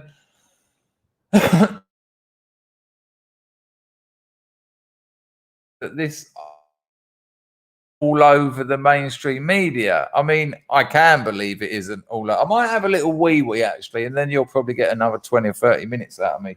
I just thought I'd blag it then, but let me have a little whizzle.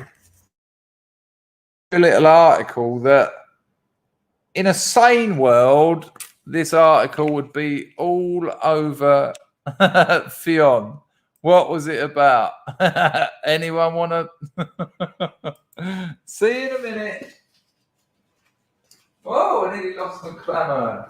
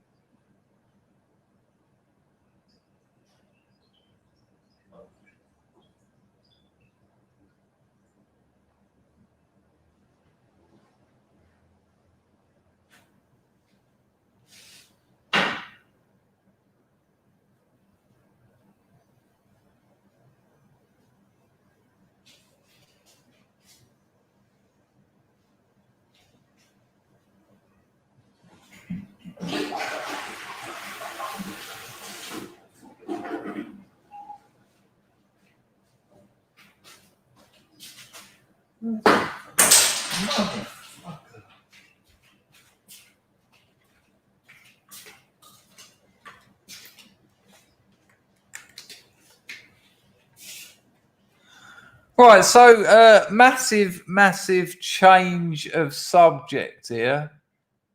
Too late. Sorry, mate. I'm on to you. But thanks for trying to confuse me, you bastards. Trust me, after the conversation we've all just had, I'm already confused. And I was confused before I got here. The old vape gets through anything. Right, one more question on that, and it's not as grotty as all that, but thank you all, and thanks for there still being 130 people, because I do find this stuff interesting, and yes, it is uncomfortable, but this is life, and you know, this stream has always been about honesty, and there's still 130 people here. I know a couple of people ditched, and it might be a bit too uncomfortable for them, and that's also understandable, but this video I'm making, my best mate's girlfriend, right? That's a bit of a clickbait title because it's not really just your best mate's girlfriend. But listen carefully to the question, and this is to men and women. And it's a very simple question. Are you aware? Have you experienced, should I say? Billy, I think one person said they actually banged their friend's mum. I mean, I don't know what. You're usually quite on the ball. There's something seems to have upset you. I only think one person said they did that. I don't know what. You seem to have got a bee in your bonnet a little bit. Right. So, serious question. Men and women. Have you experienced this? And it's the one where you're out at a social event, like a party or a boozer or a club, or, you know, somewhere where there's drink and there's friends and that, but you're with your partner, right? You're with your partner, boyfriend or girlfriend. And there's other people there who aren't with their partners.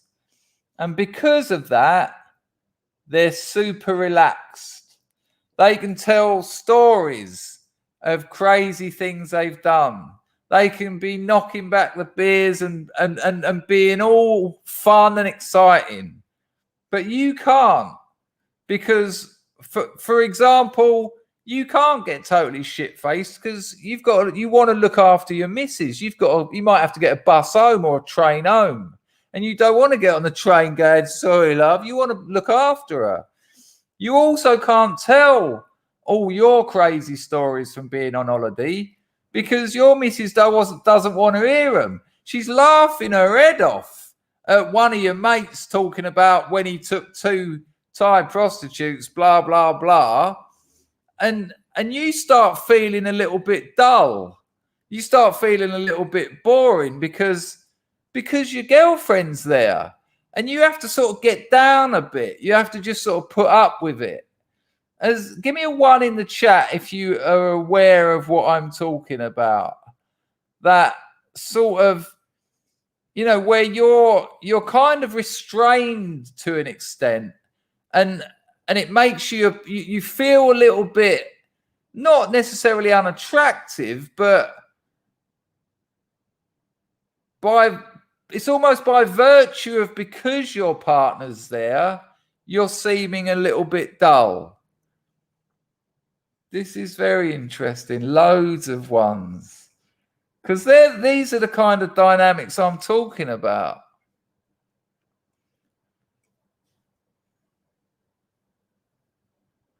Okay, that's really interesting. Good.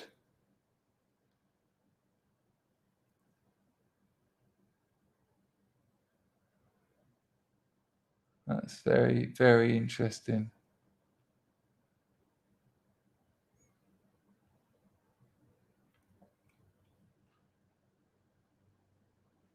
Okay, nice one. All right. Listen, so we're going to move off of that stuff for a couple of little things I want to show you.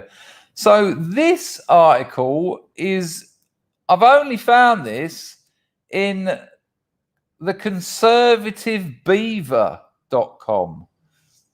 Now, they're calling it an exclusive. This was published 5 days ago. But this blew my mind. I mean, I am in Cambodia, but check this out. Read that headline. I mean, did you know that? Maybe this is all over the UK or US news. But this was the first I'd heard about it.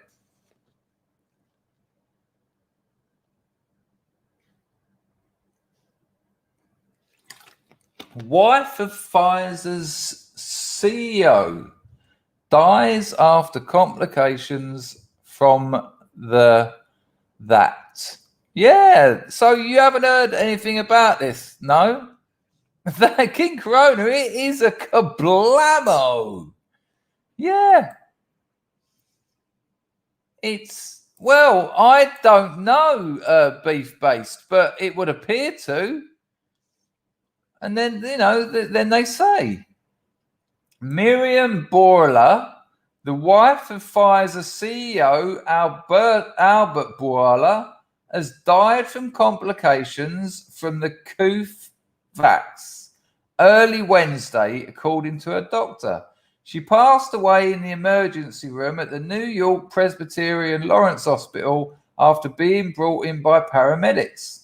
The cause of death has been listed as complications from the Pfizer. That is insane. That's insane, isn't it?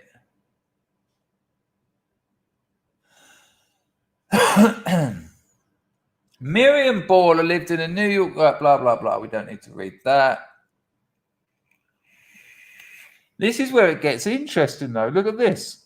Yeah, no, for sure I will, Billy. I'll put the link in I'm sure a lot of you all want this. Kajetal says Google says no. Okay, so let's have a look.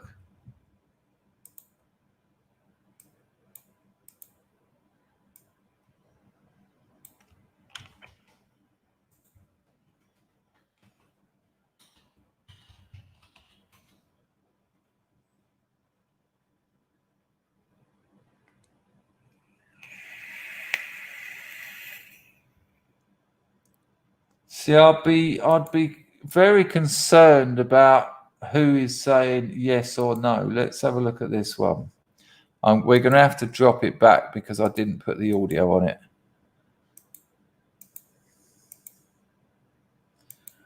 Well, hang on. So this is from a channel with 30,000 subscribers.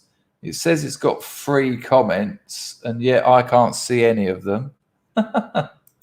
Let's have a look. Let me know you've got audio, eh? Did Miriam Baller, the Pfizer CEO's wife, die from vaccine complications? Take a look at the viral claim and find out what the facts really are. News that the wife of Pfizer CEO Albert Bourla just died from complications. And that is the article I'm looking at. It's the Conservative Beaver. From the COVID-19 vaccine has gone viral. They are all based on the Conservative Beaver article that claimed that Miriam Baller passed So it's all coming from this one article. away in the emergency room of the New York Presbyterian Lawrence Hospital. The truth is, the Conservative Beaver is known for creating fake news to generate more page views and money. But is she dead? Miriam Baller is not only very much alive, She's not even dead. she even attended an event the day after she allegedly died. Well, I mean, that is certainly counter to that article. I think we can certainly say that. So that's that. I mean, I don't think you could. I don't think they'd lie. So that is weird. I must admit, I'd never heard of the Conservative Beaver before.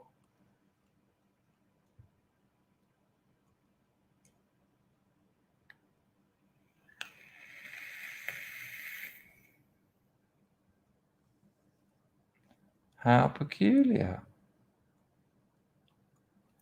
There's a load of comments here.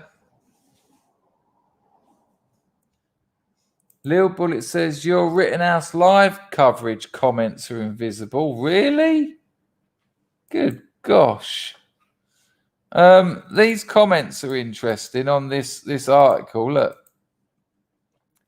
Great blog. This is true. Good article. Do you have any sources for your claim? It looks real and I'll share it. But just making sure. This is a good story. Don't disrespect the beaver. I am a journalist by profession. You report that an FBI source confirmed that the Pfizer CEO was arrested last Friday in his home. Can you provide further evidence? Because that douchebag was seen on camera afterwards calling brave, outspoken doctors criminals. Well, what do we think? I mean, I'm exactly there. Are they lying like beavers? Are they lying like beagles? Yeah, it's not the most well-known. I think if this was real, this would be everywhere, surely. Cheryl Peters has got a Conservative beaver.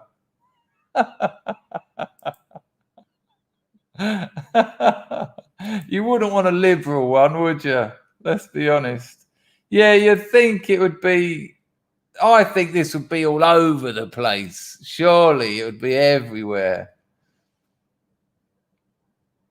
Yeah, I'm not so convinced of this. They're putting out fake channels. Okay, so that's interesting. So you're suggesting that people are putting up conservative websites with no history, no real, authority to make conservatives look like they put out fake news. Is that what's being suggested? It was very good, wasn't it, Pax Max? Imagine having a lefty one. Imagine having a communist beaver.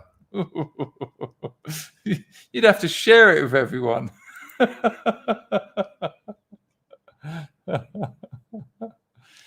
Yeah, I think that's very interesting, actually. I think that's very interesting. That is a heavy comment, Dennis. Good Lord. Is this a thing? Is this a thing, King Coronas? This is what Rathchild's getting at. They're absolute scum, aren't they? Just making conservatives look like they, pump nonsense. I mean, what? How many other stories have the Conservative Beaver put up? Let's have a look. News stories of interest to proud Canadians. Next bullet. Conservative Beaver. Like they don't turn up on Google. They've got like one link. So absolutely no peer reviews. The only thing I found on Google was their website.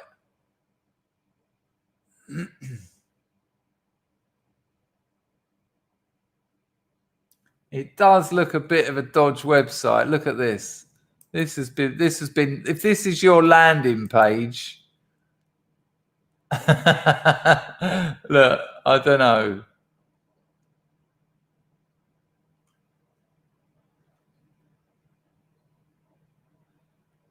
So they make these silly things.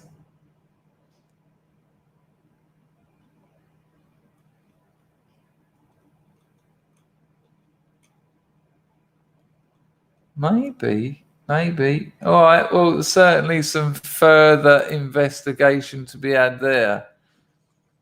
The greft. I said the greft has been appalling today. 6th hour of streaming. Chuck a few quid at us, you bastards. Leave it to Beaver. Arklow Works says a bit of 4D chess, I reckon. Get right-leaning folks to flock to that and debunk them to look like numpties. Yeah, I reckon that's what Rathschild is getting at, actually. I'm not... This would be all over the place, wouldn't it? If there was any truth in this. It's just too big a... this is like Sunday sport we're getting here.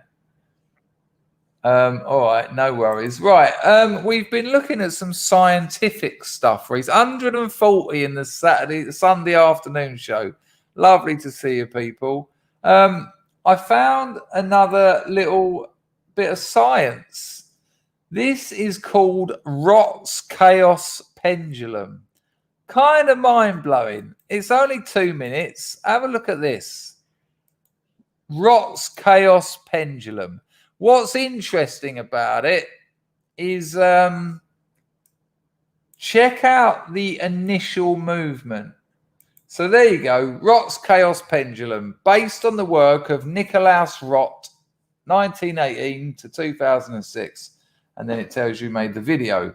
But what is interesting is the initial input of energy. So there you go. You can see it. So you've got this fulcrum here. That's the fulcrum there.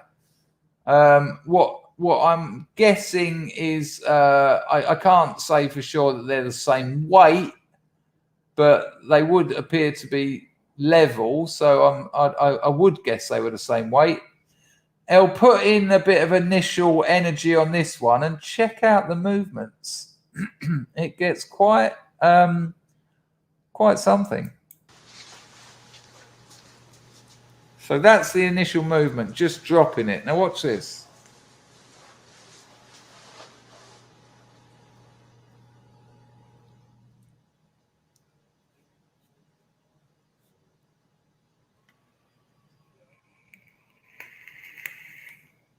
Fucking amazing.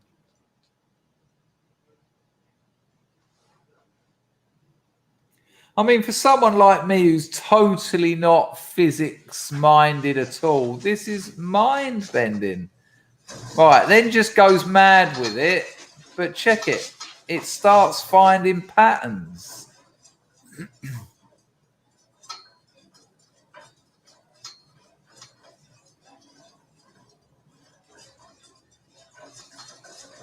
Incredible, isn't it?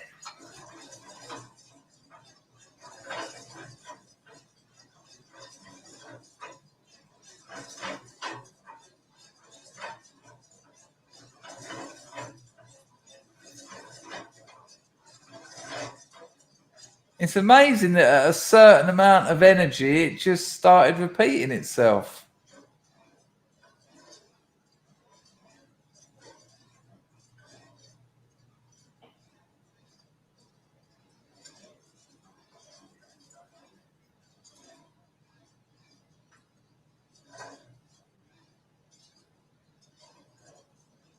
Come on, you're all mesmerized, admit it.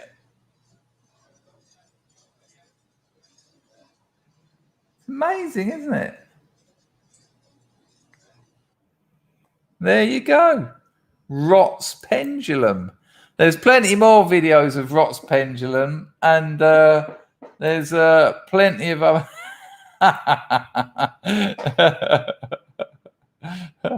There's plenty of other versions of that. I think we've seen the pendulum waves before, but it's a very good one. It's worth watching again. Similar kind of thing, how things find patterns.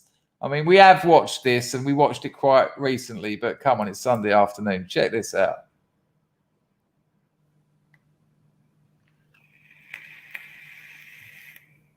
So progressively lower hanging balls, put a plank of wood on it and get them moving. And it's quite something.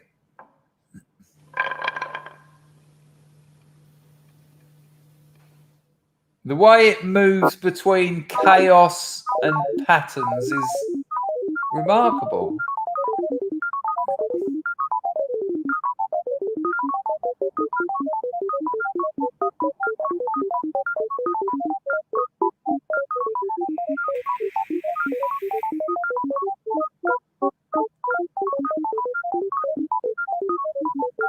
Oh, it looks like chaos there. That just looks random. And then look, wow. And then you think it's all over.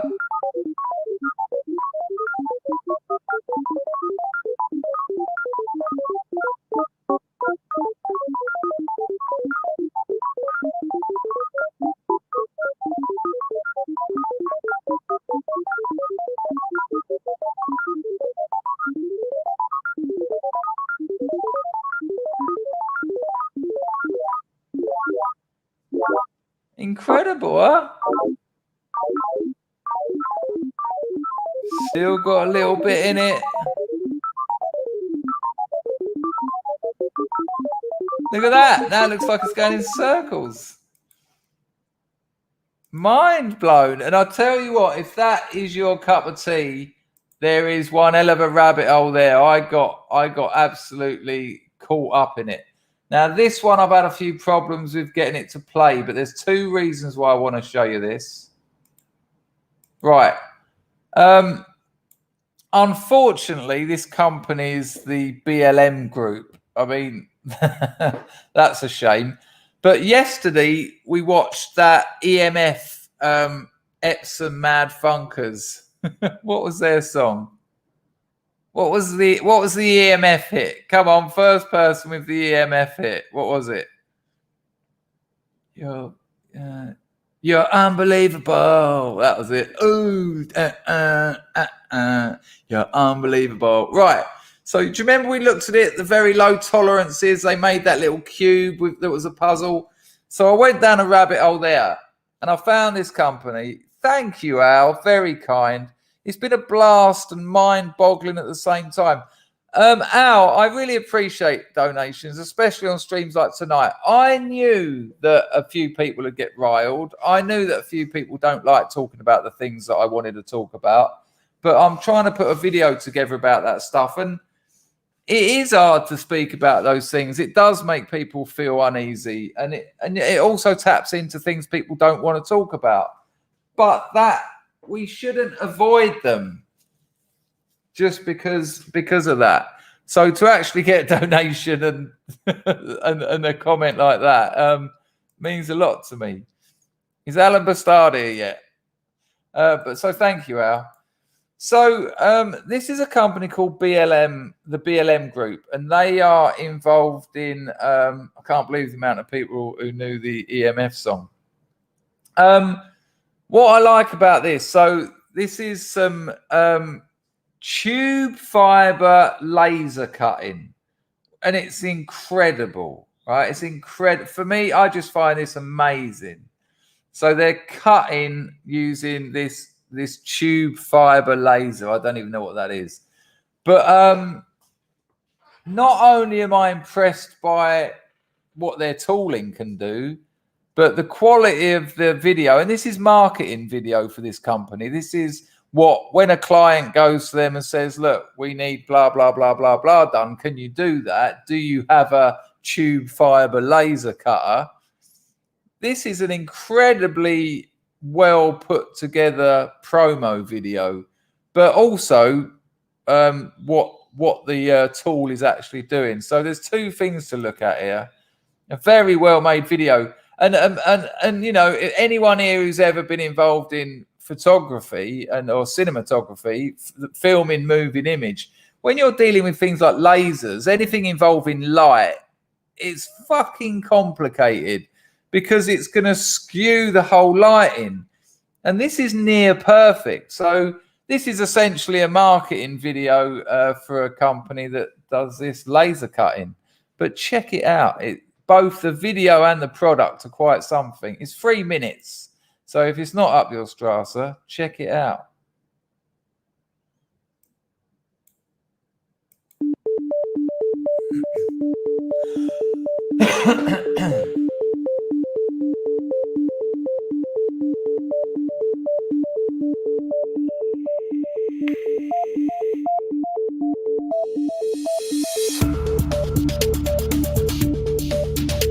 Right, here's where it gets wicked. Look at this cutter, look. Whoa. Done. I mean, those cuts are so good. They look like they don't even need finishing.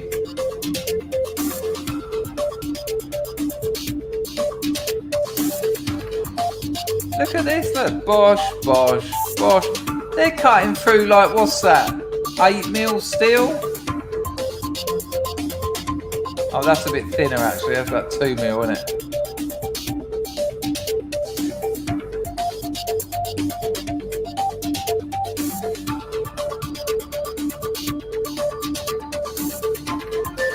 And I saw on one video that some of these cutters, the actual cutting tip is hotter than the surface of the sun.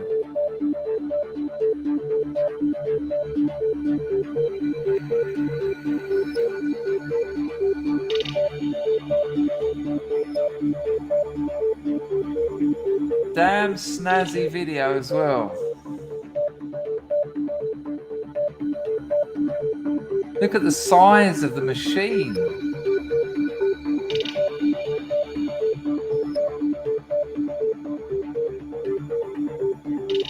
Just popping them all out. Well, you've kind of seen the best bit. I think. Oh, actually, no, you haven't. They start showing you how fast it can cut. Look at it go! Good Lord!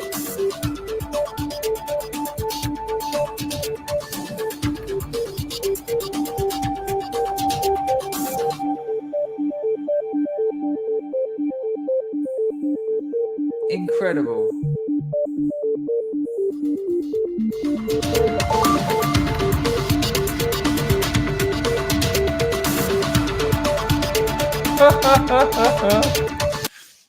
Kind of amazing, huh? Kind of amazing. I missed a couple of super chats here.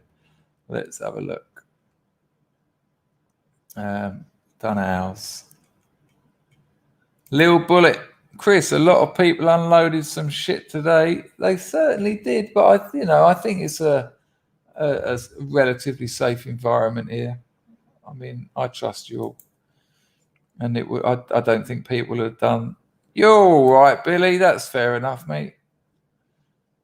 That's all right, man. That's very brave. That's very big of you, actually, to apologise. I did think it was a bit unnecessary, but there you go. Brilliant that you said that. Yeah, I think he was right. Nice one, Grim. That was incredible, wasn't it? And if that's the sort of thing that floats your boat, I got stuck on that stuff for a couple of hours. I was just all over it. There's so much of it. Hang on a minute. I'm being told to go somewhere and do something. All right, here we go. We've got another bit of CNC action. 1 second. Give me a second. This is a 7-axis CNC machine. Now, I haven't seen this one. I'm often loath to show videos I haven't seen, but we'll give it a go. Check it.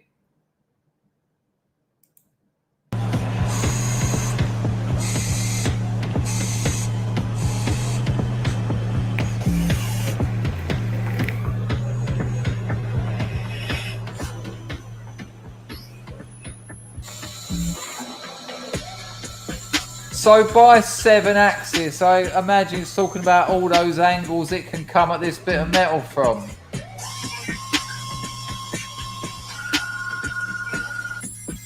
Good Lord. Good Lord, like butter.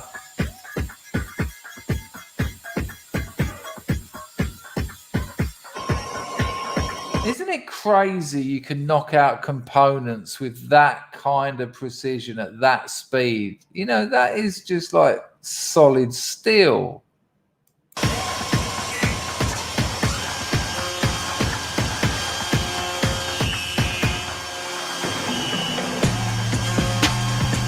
Fuck me.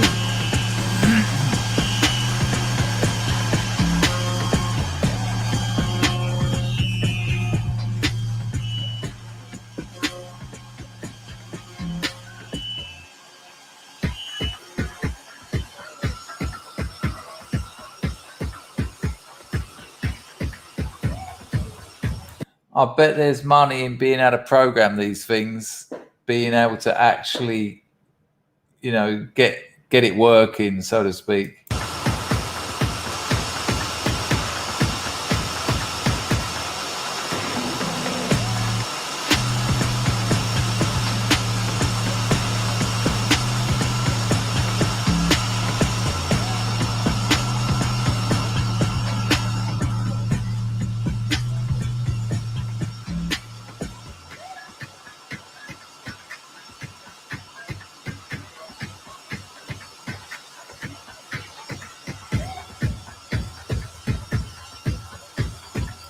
Just think of the weapons the real Danny G could make with one of them.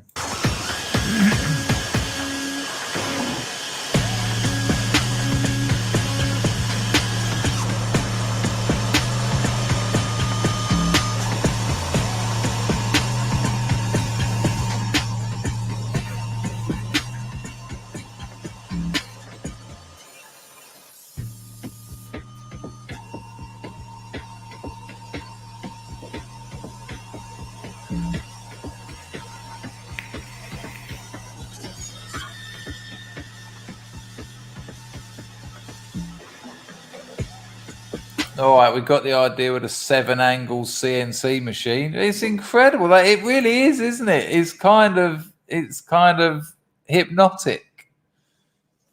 Right, I think I've got something else for you before I jump ship. It's nearly 2 a.m. here, people, and I've still yet to do. I've got whoa! I've still got to do some other work, but I think it's that one's done. I don't think. I think it's only fair that we end on this. Alan Bastard MP, are you not here, mate? Okay, I'll have to catch up with him tomorrow. I think it's only fair that after quite it's a 7-angle CNC machine, so you spin a bit of steel and it can come at it from 7 axes. Sorry, not angle. What was he actually making? Don't know. Sorry, don't know. The Last of Us. I want to learn the CAD side of it, but I don't know if my skills are worth wasting in the UK. Yeah, I reckon that's where the money is. I reckon that's when the person says, well, there's two parts to it, isn't there? There's the bloke that designs the component, and then there's the bloke that programs the computer to cut the component. I would be shit at both of those. That's not up my street at all. It would be nice to make a Plosep though, without a doubt. Yes, it is. Did I read that you've got a lathe and that, and you do turning? No, Richard, I've got to get my actual work done because we're having absolute issues, and I have to put that first. I bet you need a degree in robotics to program those machines. Well, certainly a degree in computer-aided design. I don't think you're going to be able to turn up and go. However, look how user-friendly computers are now. With software like Windows, I don't think it'll be too far before you'll be able to mold things virtually in the air and make them, so to speak, and then the computer just translates that into a real thing. That's what most of that technology is about at the moment, the interface between the human and the machine. Is in the order of the 7 angles. I think it's only fair we end on something a little bit lighthearted. Your friend and mine, Aussie Man, and this week he reviews Baboon Bites Bum, which is perhaps in a little bit of bad taste considering what we were talking about. Go on, Aussie Man, cheer us up for the rest of our Sunday.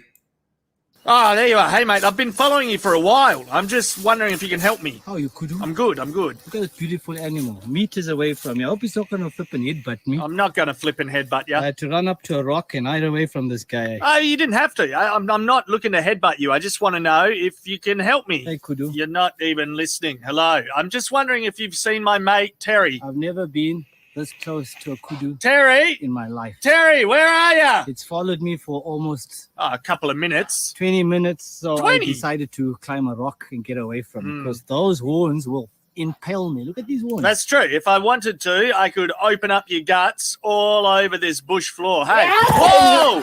Whoa! Baboon! Yeah, you got caught by a baboon. Fuck me dead. Hey, God I knows. saw that. That baboon bit my bum. I saw it. Kudu here. I saw From behind. When I'm filming this kudu. Yep. Baboon snuck up and bit my ass. Oh, shit. It's Terry. Holy shit. That was a shocker. Terry, come back. I've been looking for you. Terry.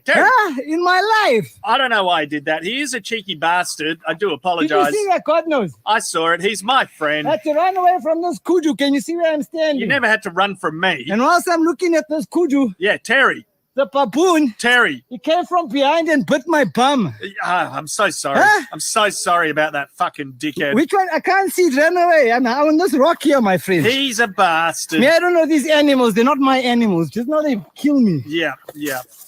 You're emotional. Which baboon was that? I'm going to hang back, How did it get out? I just wanted to know where Terry was. Can he come out? For some reason, I care about him, but I'm going to hang back a while. What a shock. I've never had a baboon on top of me, bruh. Hey, Terry, hi. Huh? Terry, the humans are coming. Humans. Terry, hi. Stations.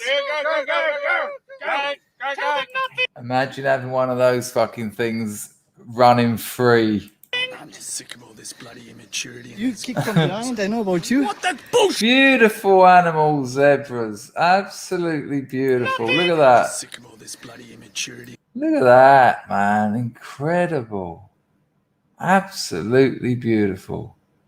You kicked from behind. I know about you. What that bullshit? And these guys, Looking for food. are you serious? God knows. Come here. Check his mouth. He's happy. Good. Hello. You're not going to bite me also. I can't tell you where Terry is. But that baboon was big also. They're about the size of the fuckers I have in my garden. So, bruh. Hide! Hey? Come on! Come here. Is that one there that's chasing all the baboons? Was it that one? Want to see me smack my Oh, lips sorry together about again? that. Yeah, you do I've got it. something to You show do it. you. You thought I was a female. Oh, you're not a female? Lucky it didn't rape me. Oh, wow. That's graphic. That's too far. Too far, mate. Hold strong, everyone. Nobody move. They're going to fuck off in a second, I reckon. That's Kudu. Hey, I'm back. It was right 1 meter away from You me. can't find him, can you? Is he all right? Old Terry is as slippery as a butcher's prick. Okay, you see, now me, I don't know these things, so I was a little bit scared. Understandable. Because it was so close to me. He's not going to stab me with those horns, bruh. Right, you get the idea with that. Right, I've got something that I forgot to show you earlier, and it's an old classic. It's an internet classic. It's the BBC Pidgin website where they write in Pidgin, which is a very peculiar thing because when children can't speak their native language, they don't adjust the language to the children. They let the children learn the language so that they can progress and develop. Pidgin is so patronizing. Oh, you can't speak it. You can't learn more. You're not prepared to learn how to speak the language. Oh, don't worry. We'll redefine the language and bring it down to your level, which is ridiculous.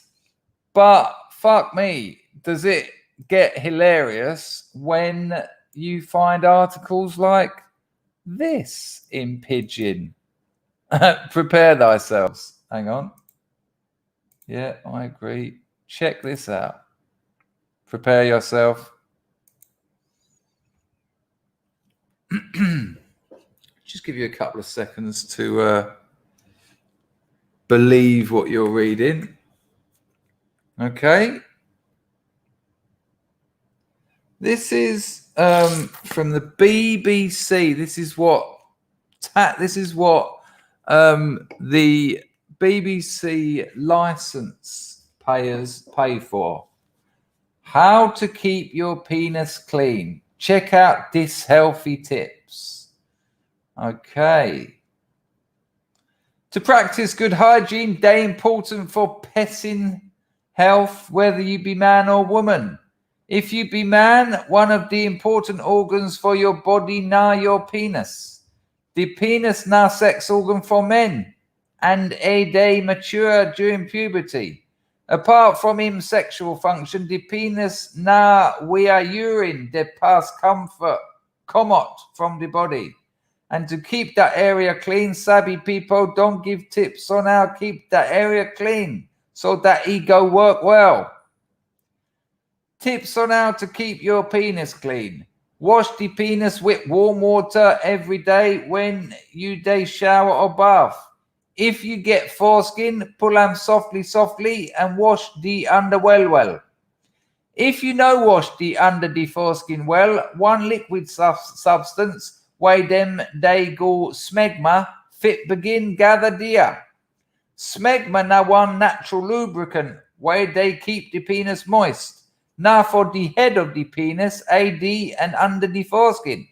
If smegma build up for the foreskin, he go start to day smell, and he go stop you from easy pulling your foreskin back, and he go becoming breeding ground for bacteria. This fit causes redness and swelling of the head of your penis. This condition them call ambalinitis or glands attack. And you get baby for house savvy people who say make try pull back the foreskin of baby or young boy with force, as this fit them painful and cause them harm. The reason why them talk so now because the foreskin fit still they attach to the head of the penis and never retract fully. At this stage of the development, no need to clean inside the foreskin.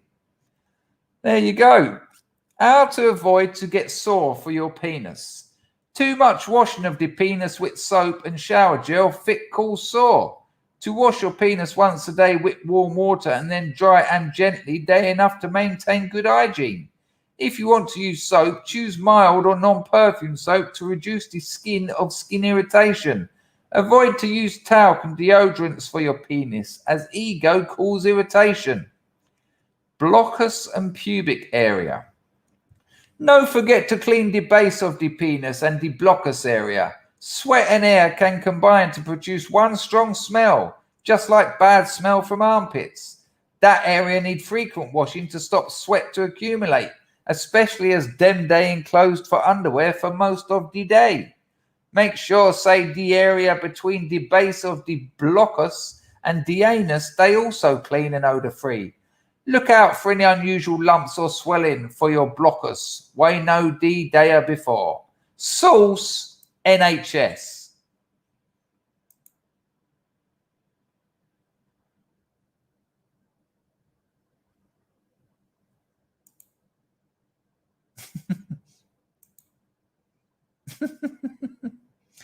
I mean, it's not even the pigeon that worries me.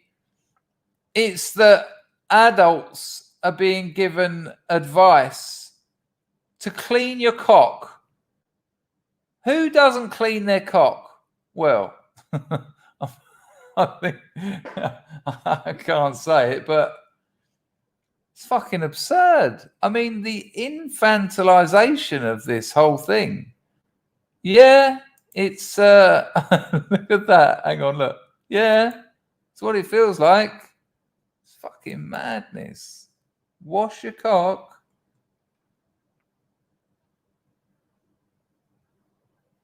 I mean, I'm just lost. I'd say I'm lost for words, but me got the blockers and me no got me words now. I wish they'd have said glands.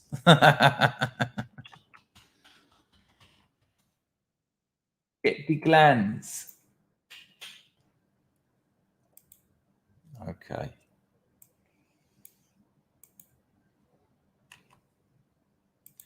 Ladies and gentlemen, well, hang on a minute. Hang on. Before I go, who is up for raiding Cecil? She's got 2 viewers. She's live. 1 second. Hang on. Let me just sort this out. Right, that's that sorted. Should we give Cecil a raid? She's there. Let me just make sure she's sitting there and it's not just a flower. There's 2 people watching. Should we raid Cecil? Jays. It will become danger penix if you don't wash it steady. We can raid Cecil. It wouldn't appear she's saying much. Let's just play it. I don't know if this is really weird. There's 3 watching. There's 2 people there, but they're not saying anything. Kajetel's already there. Yeah. Oh my God. Here you go, people. Link in the chat. I'll see you over at Cecil's. But before we get there, put in the chat Dapenix. DA space PENIX. Just spam the chat with Dapenix. Link in the chat. See you over there. People have already put hey, hello, and scrub love. There we go. Now the Penix is flying.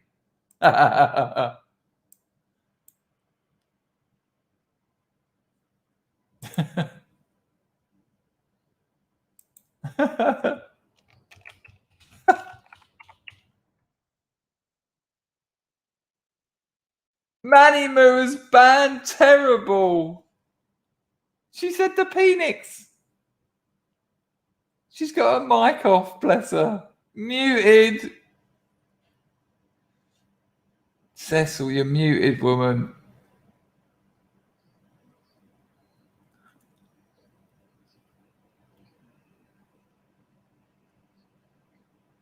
Who's Camel DePelio?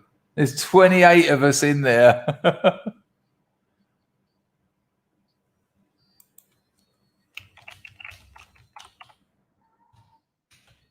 Carlson's giving her a super chat. She's going to start singing.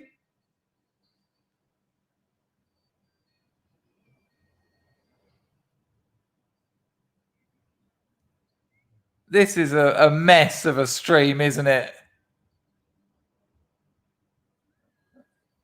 Fucking hell. Right.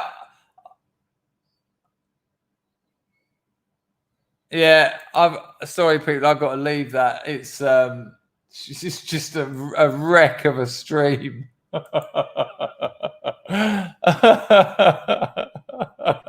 Did you hear him start singing? Terrible. Manny Moo actually used his spanner on Terrible. Did Manny Moo get muted? That was very funny. Well done, people. It was a little bit of fun, wasn't it? It's gone down to one person watching. We went over there, and no, it was some weird, some guest. Yeah, I think that's fair. If you're still there, give her a like. That's only fair enough. I thought Da Phoenix was quite good. She said it. Did you hear her say it, John? She went, "Okay, thank you, Da Phoenix." People, I'm about to hit 3 hours. That's another 6 hours today. The grift has been fucking appalling. Thank you to everyone who donated. Thanks to Rags and Moslab for looking after the place. We'll go out with an old Mumford classic, Carlson, Calder and Milf, and for a 5 spot. Later on, she'll say the grift has been appealing. But you heard her, John, say to Phoenix. It was amazing, wasn't it? People, I'll see you tomorrow morning at about 9:30, 10 o'clock. Take care, people. Look after yourselves and bless you all. Ta-da! Boom.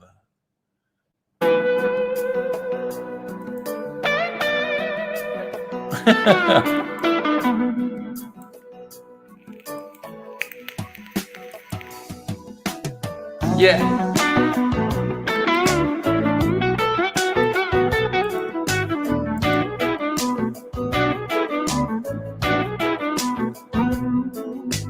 Everyone knows I'm gonna be the first man down. All my friends are sick of having me around. Nobody wants to give. Nice one, John. I'll have a look at that. Can't go on, I've taken all a man can take. Yeah, you were all great today. It was a tricky things to talk about, and I appreciated your assistance. Maybe my mind will fail to ever You're all great. point. I'm going deep, deep down underwater. Gonna make my grave underneath the wave. I'm going deep, deep down underwater. Gonna lay my head on the riverbed. Yeah, all think, send good waves to Rittenhouse. I might actually stream that live. Depends what work I've got tomorrow. Yeah, I've just loaded my entropy up again, Pax Max, and it's collapsed. It says I'm not streaming. But if there's one there, I'll splendid chat it tomorrow. I'm trying to sign in again now. Struggle to feel emotion I can really trust. I'm going deep, deep down underwater. Yeah. Gonna make my grave underneath the wave. I'm going deep, deep down underwater.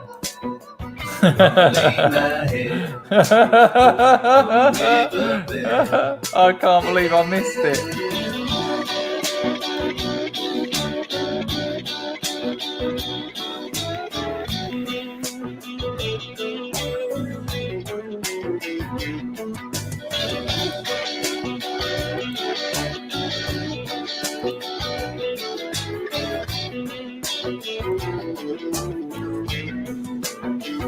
Pax Max dropped a 5 spot. And he said, "Oh, shush, Dangerfield. Grift is very fine on average." No, it is fine on average. It's more than fine. It's always appreciated. Can't believe I missed Cecil. Thank you, Pax Max, for that donation.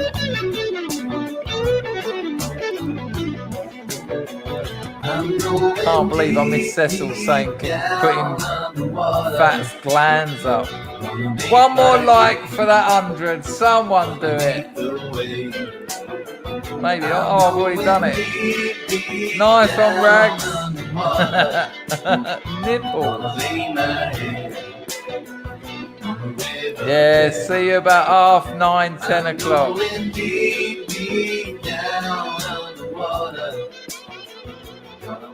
No, let's hope he walks. They're talking about minor charges now. I want him to walk home, go home to his mother's house, have a nice bacon sandwich and put it all behind him. If those fuckers want to riot, fuck them. Poor kid. What a nightmare life he's had. It wouldn't have even gone to court in any other cultural climate whatsoever. Massive respect to you all. Lots of love. I'll see you in the morning.